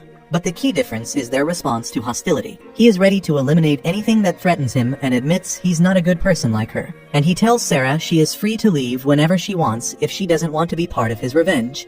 But Sarah assures him that she has no intention of leaving, as she has her own feelings about the goddess of Villan. Hearing this, Tauka promises to repay her for accompanying him on this journey. So he offers to grant any request she has if it's within his power. He tells her to think about it, then suggests she rest. She agrees, and as she lies down, he uses his sleep skill on her. Elsewhere, we see Ayaka secretly training with Nyanten. Ayaka thanks her for the training, and Nyanten remarks that Ayaka might surpass her in technique one day. She also asks Ayaka to keep their training a secret, explaining it would be difficult to get permission from Goddess Isis if anyone found out. Ayaka agrees, and then asks why Nyanten chose to teach her. Nyanten confesses it's because Ayaka reminds her of her little sister. Then as she leaves, she warns Ayaka not to show any weakness in this world, or she will fall. We then see Lisbeth wearing a new dress, and she is delighted with it. She thanks Tauka for the gift, and Sarah suggests they come up with a name for their mercenary group. She explains that they might need to identify themselves when they cross into the land of monsters, and proposes the name Lord of the Flies Warband. She reveals that this was what the army of the Lord of the Flies was called, and everyone likes the idea, so Tauka agrees. They continue their journey, and by evening they reach the land of the golden-eyed monsters. Tauka notices a corrupted tree in the center of the area and learns that it was once a sacred tree. Eve then asks him to pour some magic into her hand, revealing a crest. She explains that this crest is passed down to the leaders of their tribe and their children. The green dot represents their current location, and the red dot marks the location of the Witch of Taboos. Realizing they need to head toward the red mark, they decide to camp for the night since it's already late. That night, as Tauka looks out over the land of monsters, he reflects that his hatred for the goddess hasn't diminished, even after all this time. He vows to show the goddess what hell is like and decides to use the land of monsters as an exp farm to level up. He knows he may never reach the level of the S-class or A-class heroes, but he is determined to close the gap between them. Meanwhile, the goddess is informing the heroes that they have leveled up significantly. However, she warns them that raising their levels only improves their base stats. They still lack the necessary technique. That is why she has summoned some renowned individuals to train them, aiming to bring out their full potential. She also confirms that the Great Demon Empire is on the move, and that their next battle will be something beyond their wildest expectations, so she encourages the heroes to do their best in that battle. Later, she tells Niantic they must keep the heroes leveling up in plans to send them to the land of monsters once they have mastered some new techniques. Back in the forest, we see Lisbeth carrying a large bag of luggage, so Sarah offers to take it off her hands, but Lisbeth insists that she's fine. She explains that her chances of survival will be better if the others have to carry less, and she asks Sarah to let her handle it. Eve agrees with Lisbeth and urges Sarah to respect her wishes. Tauka also supports this, reminding them that Lisbeth is part of their mercenary band. He adds that he hopes she will speak up if she gets tired and asks Pigamaru to keep an eye on their surroundings. As they move forward, the group feels relieved that they currently have enough food and water. However, they soon sense a lurking monster. Eve steps up to face the creature while the rest of the group hides. Observing the monster, Tauka notices that it resembles the ones he encountered in the ruins of Disposal, except for its seaweed-like head. Eve engages the creature in battle, and while hiding, Tauka casts a paralysis spell on it. Once immobilized, he steps out of hiding and poisons the monster. He commends Eve for her efforts, and she asks if he accomplished what he aimed to do. He nods and explains that he has, and then he puts the monster to sleep. He adds that he wasn't sure if his skills would work on the creatures in the land of monsters, but now he is certain they do. A short while later, the monster dies. Tauka muses that although these creatures look similar to those in the ruins of Disposal, they are actually weaker. He feels a pang of disappointment, realizing that the land of monsters is not as formidable as he had imagined. He thinks to himself that if this is the best the land has to offer, its monsters will be no match for him. He begins searching the monster for useful materials, which piques Sarah's curiosity. So she asks him what he's doing, and he explains that he read about this type of monster in the Book of Forbidden Arts, and she intriguedly finds the description in the book when he hands it over to her. She then notes that the creature is an ingredient for creating a forbidden item, similar to the voice-altering stone in the Lord of Flies mask.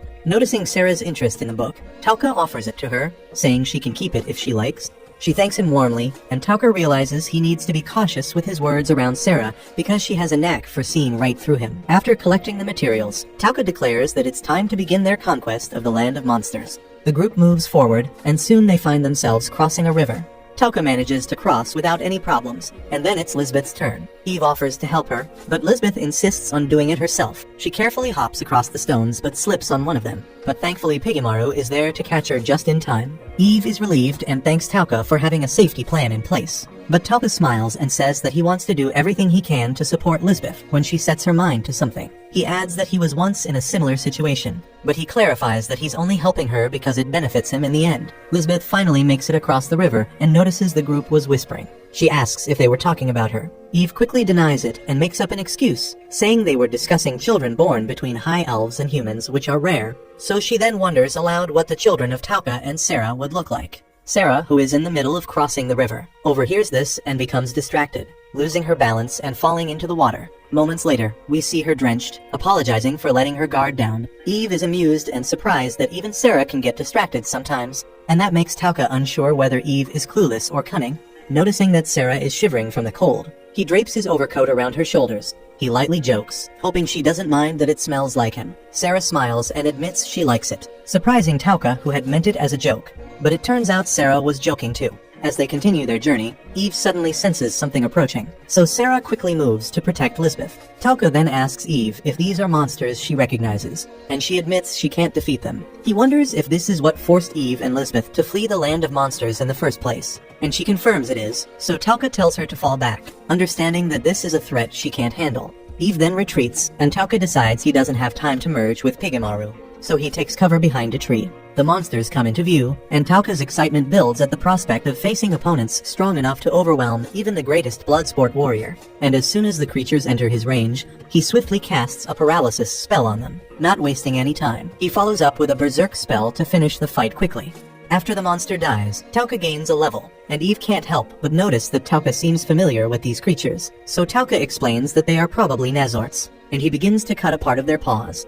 Eve asks with a grimace if he plans to eat them, but Sarah quickly clarifies that, according to the Book of Forbidden Arts, what Tauka is taking is an ingredient for enhancing slimes like Pigemaru. Realizing this, Eve understands that Pigemaru will be the one consuming it, so Pigemaru looks disgusted, but Tauka reassures him, saying it probably won't taste bad once he turns it into a solution. Suddenly, they all feel a brief but intense murderous intent, which quickly vanishes, leaving them bewildered.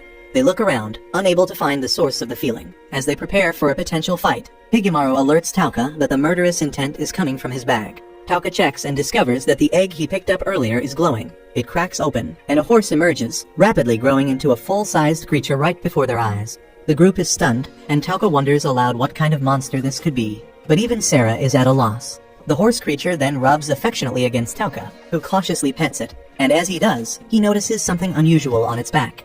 So Sarah explains that it's an organ for absorbing magic, a unique feature found in magical creatures and certain monsters. Sensing an opportunity, Tauka asks everyone to step back, then begins pouring his magic into the organ. He theorizes that the horse may have grown by absorbing ambient magic, so he tries to replicate the effect. Using his stats window, Tauka monitors his mana consumption, and after spending 1,000 magic points, the horse grows even larger. The group watches in amazement as the creature transforms before their eyes. Tauka thinks this size is perfect for hauling their luggage, but the horse seems to want more, nudging Tauka to continue. Tauka obliges, pouring in another 10,000 mana points.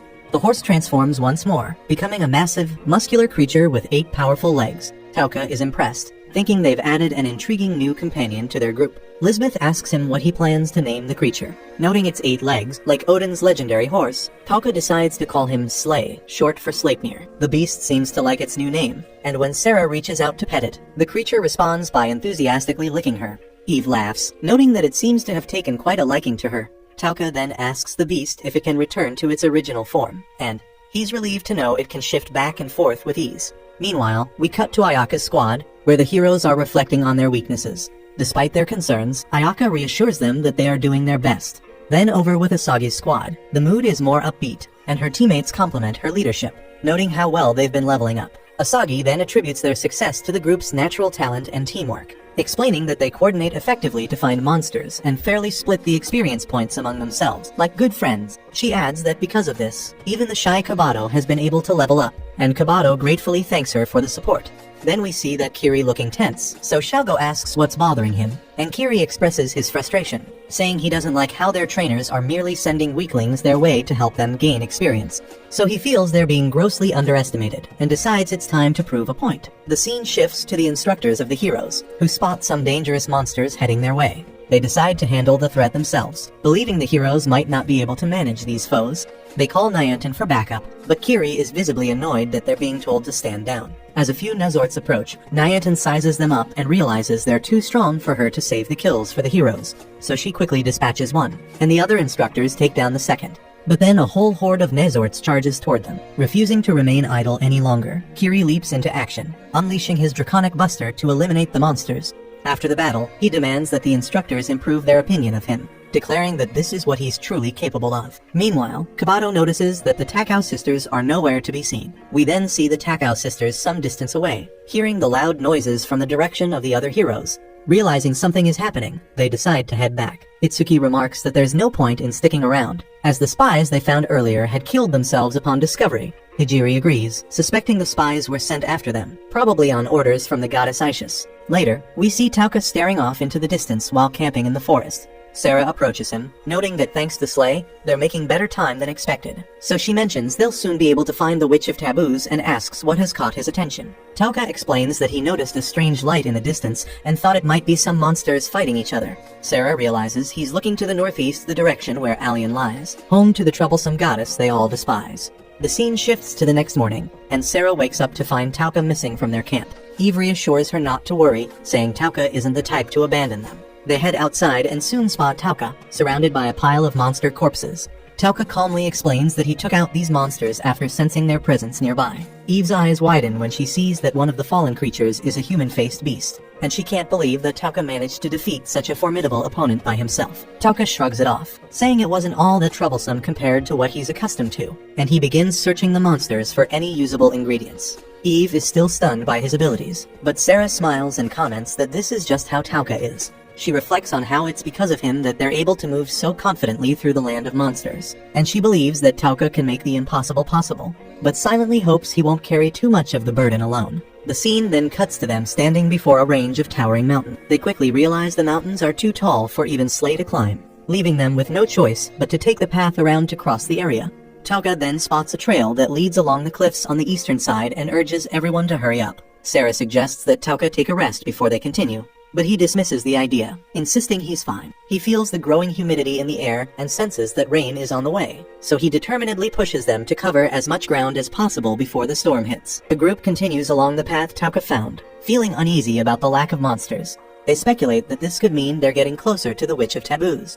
Tauka then turns to Lisbeth, asking if she's alright, and wonders if the land of monsters scares her. Lisbeth admits that it is frightening, but reassures him that she's okay. Tauka half-jokingly hopes she won't say something like dying here is better than living in Monroy. But Lisbeth replies that while there may be some truth to that, she doesn't believe she will die here. She confidently states that Sarah told her they will reach their destination safely as long as Tauka is alive, so Tauka can't help but think she's placing a little too much trust in him. Lisbeth goes on to say that because of Sarah's faith in him, she also believes they'll be fine as long as they have Tauka. This leaves him feeling both flattered and uneasy, realizing both Lisbeth and Sarah have put their complete trust in him, so he is determined not to betray that faith, and he resolves to do his best. After some time, they finally reach a cave. Tauka notes that once they make it through, they should be close to the Witch of Taboos, so the group feels a sense of relief for having made it this far. Eve then expresses her gratitude to Tauka, but he brushes it off, saying there's no need to thank him. They wouldn't have gotten this far without the map Eve provided. He points out that he didn't help them out of goodwill, they simply had what the other wanted.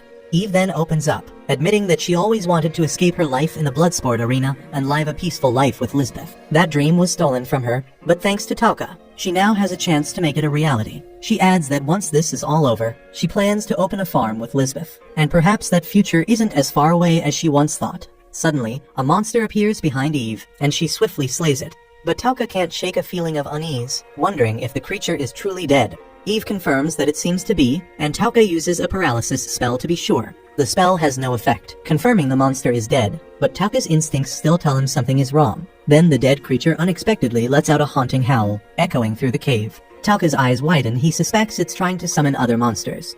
As the howl fades, Eve asks what it was, and Tauka's senses go on high alert as he feels a swarm of monsters closing in from all directions. Even his classmates that position deeper in the forest notice the movement of the creatures too, all heading toward the same place. Tauka realizes the situation is becoming dire. He isn't sure if he can handle such a massive onslaught. Tauka finally realizes that this forest is the natural hunting ground for the big mouth monster, and the death cry it let out was like a beacon, drawing other monsters toward them. He can hardly believe that a single cry could summon so many beasts, and he notes that they still have a little time before the creatures arrive. At that moment, Eve steps forward, offering to draw the beasts toward her, giving the others a chance to search for the Witch of Taboos. She promises to create an opening for their escape. Lisbeth immediately tries to stop her, but Eve refuses. She explains that her carelessness led them to this situation, and it's only right that she takes responsibility. Eve points out that her senses are sharp, and she's an expert at maneuvering through terrain like this. Before she leaves, she instructs Lisbeth to listen to Sarah and Tauka until she returns, and Lisbeth reluctantly agrees. Tauka, not one to let this slide so easily, tells Eve that he'll allow her to lure the monsters, but only if she promises to come back alive. Eve assures him she will, but Tauka isn't convinced. She thought he'd agree this quickly. He explains that her odds of surviving such a risky move are slim, and that she doesn't need to bear the weight of responsibility alone. He reminds her that the monsters she cut down were so well hidden, they only revealed themselves when they were practically on top of them, so there was nothing she could have done to prevent it. Sarah then chimes in, saying that if she were in Eve's position, she would have acted the same way. Tauka takes it further, admitting that it's actually his fault for not using his status ailment skill on the monster sooner. So he insists there's no reason for Eve to take all the blame. Eve tries to argue, but Tauka quickly cuts her off, telling her she's absolutely indispensable if they want to reach the Witch of Taboos. He reminds her that the witch entrusted her people with the map, meaning that bringing someone the witch already trusts could make negotiations much smoother. As he speaks, Tauka notices his voice projection gem is almost fully hardened, so he integrates it into his mask, hoping it will work. Tauka then points out that right now, the only team with the best chance of survival is himself, Pigemaru, and Slay. He explains that his status ailment skill is the only ability that can deal lethal blows to the human-faced monsters. And while responsibility is important, he firmly declares that it's his job to decide where that responsibility falls in their warband. He tells Eve not to worry, and after a moment, she nods, understanding. Sarah wishes Tauka luck, and he tells her that if he doesn't return, he'll leave the rest in her capable hands. Sarah, slightly unsettled, asks him not to say such ominous things, but for now she accepts his orders, and with that Tauka takes his leave. Elsewhere, we see the heroes fleeing from the rampaging monsters in the forest. Everyone is frantically trying to escape. While Xiaogo and Kiri fight off the advancing beasts, Kiri quickly realizes they're nothing more than obstacles to these creatures, mere nuisances. Then one of the girls stumbles and falls, and just as a monster is about to kill her, Kabato swoops in to save her. But the girl is so terrified that she bolts, leaving Kabato behind. Kabato tries to reassure herself, thinking it's going to be alright, no one has died yet. But then she bitterly remembers Tauka is already dead, so the realization sinks in just as a monster lunges at her. Meanwhile, Tauka senses the approaching monsters and explains that he's hidden Sarah and the others safely in a nearby cave. Then, with his mana, he brings forth Slay's ultimate form and heads to a clearing deep in the forest. He orders Pigemaru to signal the start of the battle, and Pigemaru uses the voice projection gem in Tauka's mask to broadcast his voice across the area, luring all the monsters toward him. Tauka smirks as the beasts take the bait, thinking to himself that this is going to be one hell of a chase. And with that, Slay takes off, running at full speed with the horde of monsters hot on their asses. Tauka then realizes that survival is far from guaranteed, especially with these human-faced beasts being so powerful. But he can't let the others see his doubts, so he turns to his familiars and asks them if they'll put their lives in his hands to protect everyone else. And without any hesitation they agree. So with that, Tauka combines with Pigemaru, while Slay keeps running at full speed, giving it everything he's got. Meanwhile, Ayaka learns the grim news 2 of their classmates are dead from the recent monster outbreak. Angry and confused, she confronts Yasu, since they were part of his group. Yasu, in typical fashion, coldly replies that the lives of higher-ranking heroes like himself are more important than those scrubs. That's why he prioritized saving himself. He shrugs, saying it was their fault for being weak, and that's why they died. Ayaka, however, isn't buying it, and she remembers how Yasu did nothing when the monsters stampeded toward them, and calls him out. Yasu, clearly irritated, snaps at her, demanding to know what she's trying to say. So she calmly explains that as a class hero, it was his responsibility to protect the classmates in his group, because he was the only one strong enough to do so at the time. This stings Yasu, making him feel inferior, and in his frustration, he snaps. He tells Ayaka to shut up, accusing her of always acting like she's better than everyone else. Ayaka, still composed, clarifies that she's simply saying he should have protected them. But Yasu doubles down, stating it's not his problem they died because they were weak, and he survived because he was strong. Ayaka reminds him that with strength comes the duty to protect the weak, but Yasu scoffs at the idea. He angrily asks why she's talking like she's one of the strong, and sarcastically dismisses her noblesse oblige nonsense, accusing her of playing the saint while secretly looking down on everyone. He then reveals his real feelings, saying the classmates who died got what they deserved. They were the first to throw Tauka under the bus when he was sent to his doom, and they made fun of him behind his back. So in Yasu's eyes, their deaths were just karma, and there's no way he's going to feel sorry for them. Seeing him whining like that, Kiri scoffs, calling Yasu a pathetic little wimp, telling him to man up.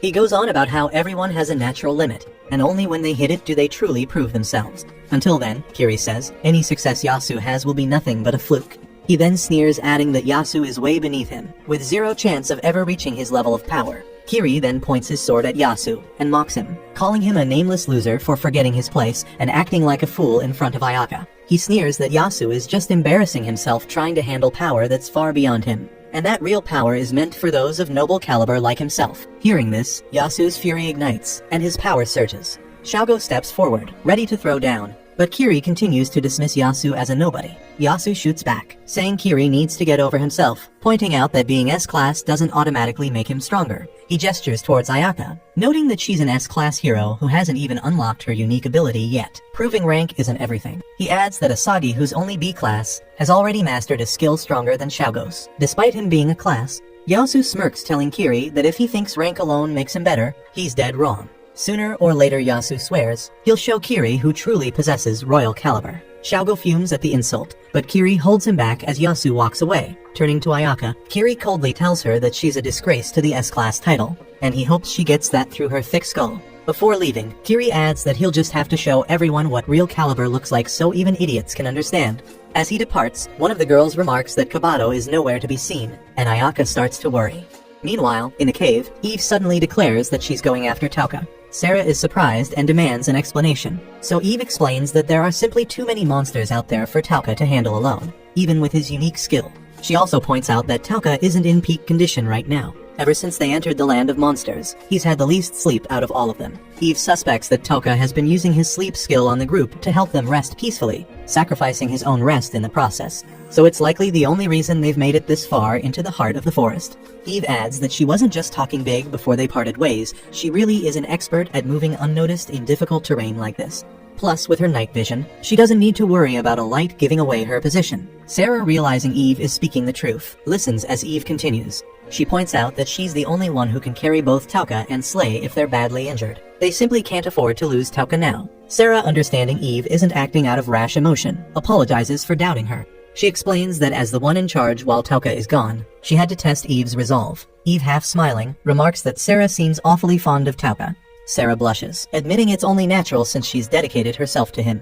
Before leaving, Eve asks Lisbeth to follow Sarah's lead, and Sarah makes her promise to return alive. Eve nods, assuring her she will. She then asks Sarah to take care of Lisbeth, and Sarah firmly replies that she'll do everything in her power to protect her. As Eve turns to go, she can't help but think that Tauka's influence is rubbing off on Sarah too, and then she leaves. Elsewhere, Tauka spreads Pigemaru out, targeting the monsters behind him, and unleashes Berserk on a cluster of them. This causes some of the monsters to turn on each other, but the rest don't seem to care and keep chasing him. Tauka can't believe how quickly these creatures shift gears and uses Paralyze on a few others, but it only stalls them for a brief moment before they resume their pursuit. He then notices that the human-faced beasts leading the charge are starting to adapt to his tentacle attacks, so he frustratedly asks his familiars if they can keep pushing through. They respond that they can, just as the sky opens up and it begins to pour. The rain muffles the sound of the approaching monsters, making it harder for Tauka to track them by ear. The heavy downpour also severely limits his visibility, and he realizes with a sinking feeling that his MP is depleting fast. He knows he can't afford to sever his combination with Pigemaru,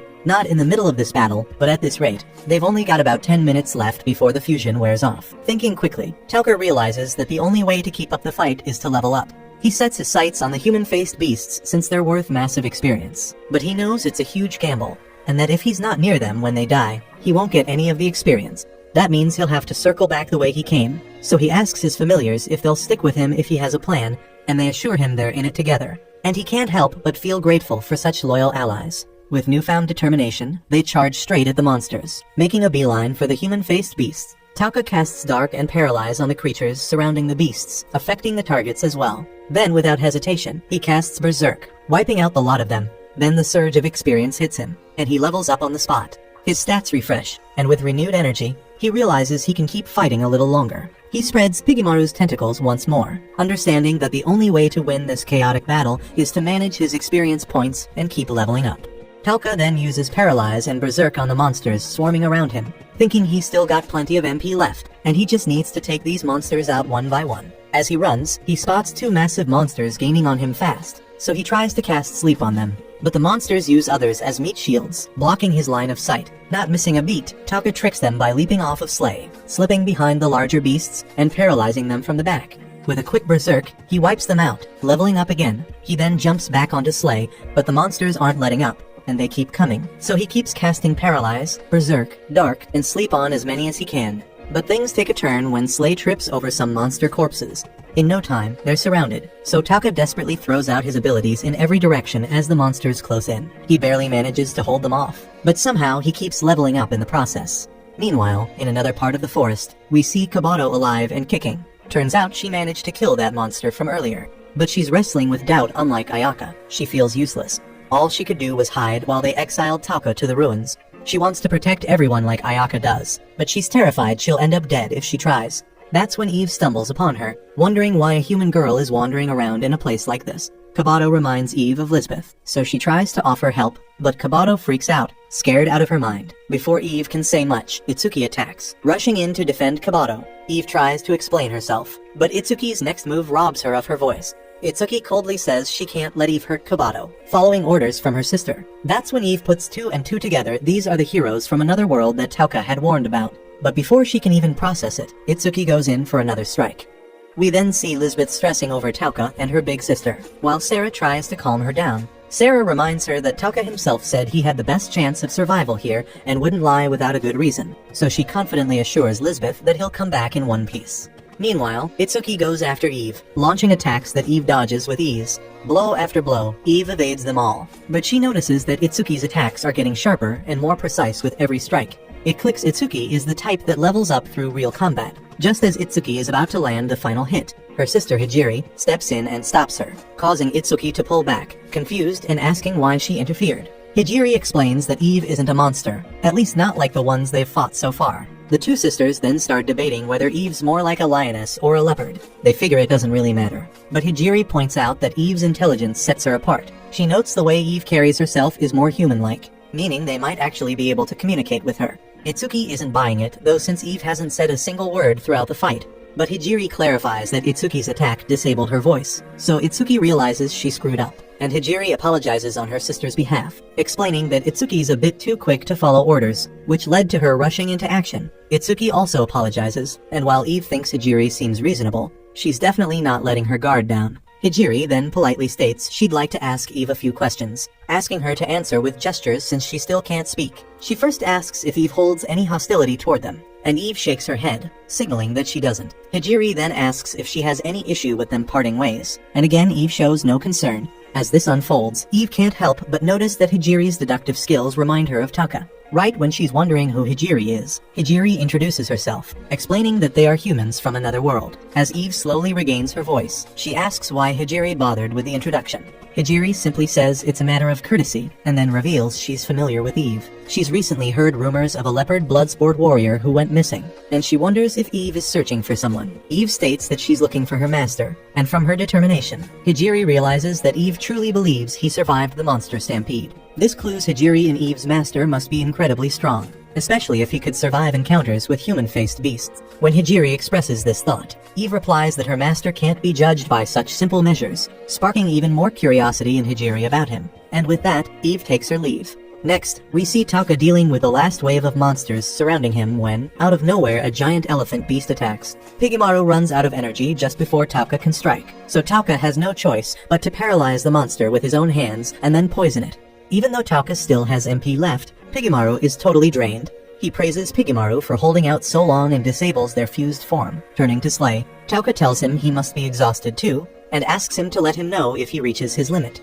Removing his mask, we see blood trickling from Tauka's mouth. He figures he must have gotten hurt during an earlier fall. Checking his status, he realizes he's already over level 2000. But while his stats recover with each level up, his physical wounds don't. Feeling weak, he senses one more monster lurking. It's a human-faced beast that's been watching him all this time. Tauka knows he can't land any of his skills without a direct line of sight, and he's certain the monster has figured that out too. Mounting Slay, Tauka gears up for what he thinks will be the final stage of the fight.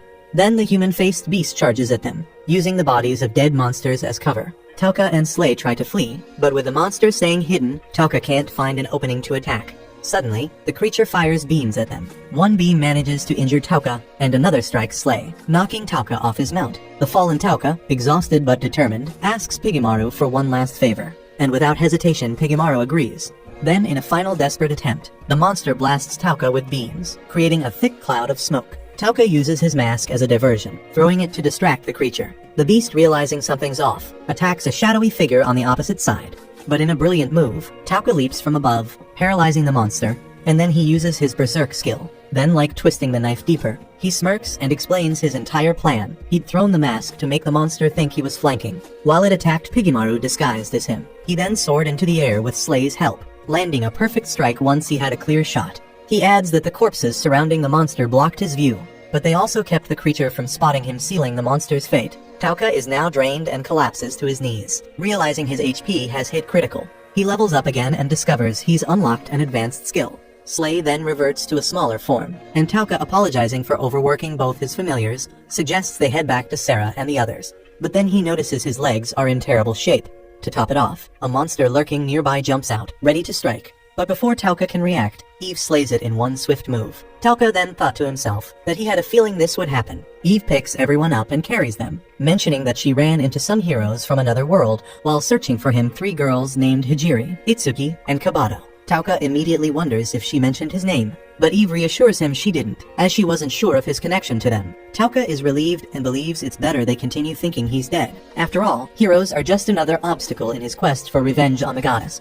Eve is stunned that even in this weakened state, Tauka's mind is still sharp.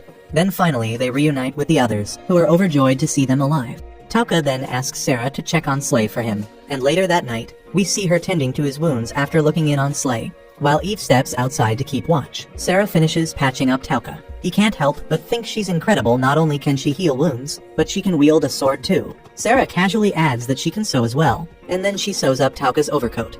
Noticing he's still awake, she asks why he can't sleep. Tauka admits he's still too tense, so she offers him her lap to rest on, saying she's also too on edge to sleep. Tauka, knowing full well she's faking it, accepts the offer anyway, muttering that it's been a while since he's slept in someone's lap. Sarah, in a soft tone, tells him not to shoulder everything on his own. He wonders if he looks that worn out, and she says that while he was brave enough to put on a fearless face when all the monsters attacked at once, calming Eve and Lisbeth, she could still sense the lies underneath. She confesses that she worries he might one day take on a burden too heavy and end up breaking under it. So Tauka, with a half smile, asks her to just keep supporting him if she's that concerned. Sarah agrees, and he reflects that he's glad he's returned to his old self since coming to this world after all. If he'd stayed the soft-hearted guy he used to be, he'd be dead by now. Feeling a bit lighter, he figures things will be fine for now, and Sarah tells him to let her know if there's anything else she can do. He teases her, saying she's overprotective, just like a big sister. Sarah immediately bristles at being sister-zoned, but then curiously asks how old he is. Tauka reveals that he's 17, and Sarah is shocked to learn he's younger than her. Tauka always assumed Sarah was much older, given that she's a long-lived high elf, but she surprises him by saying she's only 2 years older. Sarah reflects on how much she still doesn't know about him, and Tauka jokingly wonders if she's going to start treating him like a younger brother now. But she firmly tells him no as the leader of their party. His age doesn't matter to her. Tauka eventually drifts off to sleep, and Sarah watches him, realizing how exhausted he must have been. As she looks at his peaceful face, she reflects on how deeply she's fallen for him, something she never expected. After making sure he's comfortable, she tries to get up, but accidentally trips and falls on top of him. The sudden closeness overwhelms her, and for a moment, she feels the temptation to kiss him. She leans in, but stops herself at the last second. The scene cuts to her lying beside Tauka as he wakes up. Tauka notices she's struggling to sleep and asks for her permission to use his skill to help her relax. After she agrees, he uses it to gently put her to sleep. However, we soon learn that Tauka never actually fell asleep. He saw everything Sarah tried to do and now fully understands her feelings for him. The realization hits him hard, and he's surprised that he let himself be so vulnerable around her without noticing sooner. Later, we see Kabato and the Takao sisters traveling together, on their way to reunite with the others. Itsuki asks Kabato why she's in Asagi's group, mentioning that Kabato seems more like a leader herself. Kabato recalls the time she had to kill a monster for the first time, but couldn't bring herself to do it. Asagi had stepped in to help her pass the test, telling her that they needed to support each other in moments of weakness. Kabato explains that this is why she remains loyal to Asagi's group. Itsuki warns her that Asagi gives off a dangerous vibe, and Kabato agrees but believes that this dangerous edge might be exactly what they need to save Ayaka. As the story returns to Tauka and his group, they continue their journey through the forest. Along the way, Sarah confides in Tauka, telling him that there's something she wants to confess, but only when she's ready. She feels it's unfair to keep it one-sided, yet she fears losing his trust if she reveals her feelings now. She decides she'll tell him one day, unaware that Tauka already knows everything. Tauka, for his part, is relieved she hasn't figured that out yet and resolves to keep things as they are for the time being. As they move deeper into the forest, they come across magical seals on some of the trees. Tauka analyzes the seals, realizing they only activate under certain conditions. Sarah points out that the seals are damaged and old, so they won't trigger. Hearing this, Tauka hopes the witch who made the seals is still alive, and soon enough, they stumble upon a golem that awakens at their arrival. Tauka quickly paralyzes it, and Eve suggests destroying the creature, but Tauka stops her, warning that the witch who created it may not appreciate that. They then head deeper in, and the complete lack of monsters around them makes it obvious they've reached the witch's lair. Spotting a small house nearby, they investigate and discover an underground entrance. Inside, they find golems mining away at something. Since the golems aren't bothering them, Tauka decides to leave them be. Moving further into the cave, they encounter a sealed door. Tauka pours his magic into it, and judging by how much power the door demands, he quickly realizes that the witch didn't hide it for just anyone to stumble upon. Then, with enough effort, they manage to open the door. Meanwhile, we see Kabato and the Takao sisters reuniting with their classmates. Asagi rushes to hug Kabato, relieved that she's safe. After learning that the Takao sisters helped her, Asagi admits that, despite their appearances, they're actually pretty nice. Ayaka is also equally glad to see Kabato unharmed. Then Asagi takes it upon herself to inform the four saints to stop their search, as Kabato has been found. Kabato, though, reflects on her weakness, knowing she must become stronger. Hijiri then comments that searching for Kabato was the right decision. She explains that the spies they found in the forest were likely there to assassinate the students. Not just one or two, but many of them. And she emphasizes that Kabato's death could have shattered Ayaka's heart, because if Ayaka were to break now, something catastrophic would happen, and that would be nothing but boring. Back with Tauka and the others, they find themselves on the other side of the gate, surprised by the sight of an underground sky. They speculate that it could be magic at work, and Tauka wonders if they've been transported to another realm. They then spot the Witch of Taboos, and Tauka senses that she may be their key to exacting revenge on the goddess. Cut to the goddess, who has just received word that the Great Demon Empire's forces are on the move, so she orders one of her subordinates to tell the four saints to recall the heroes immediately. She muses about how strong, and perhaps how wounded her heroes have become, excitement bubbling up as she anticipates finding out. Back in the strange underground realm, the hot Witch of Taboos greets Tauka and his crew, introducing herself as Erika Anuravel. As Tauka listens, he thinks to himself that he's going to annihilate everything the goddess holds dear, and he will get his revenge no matter what.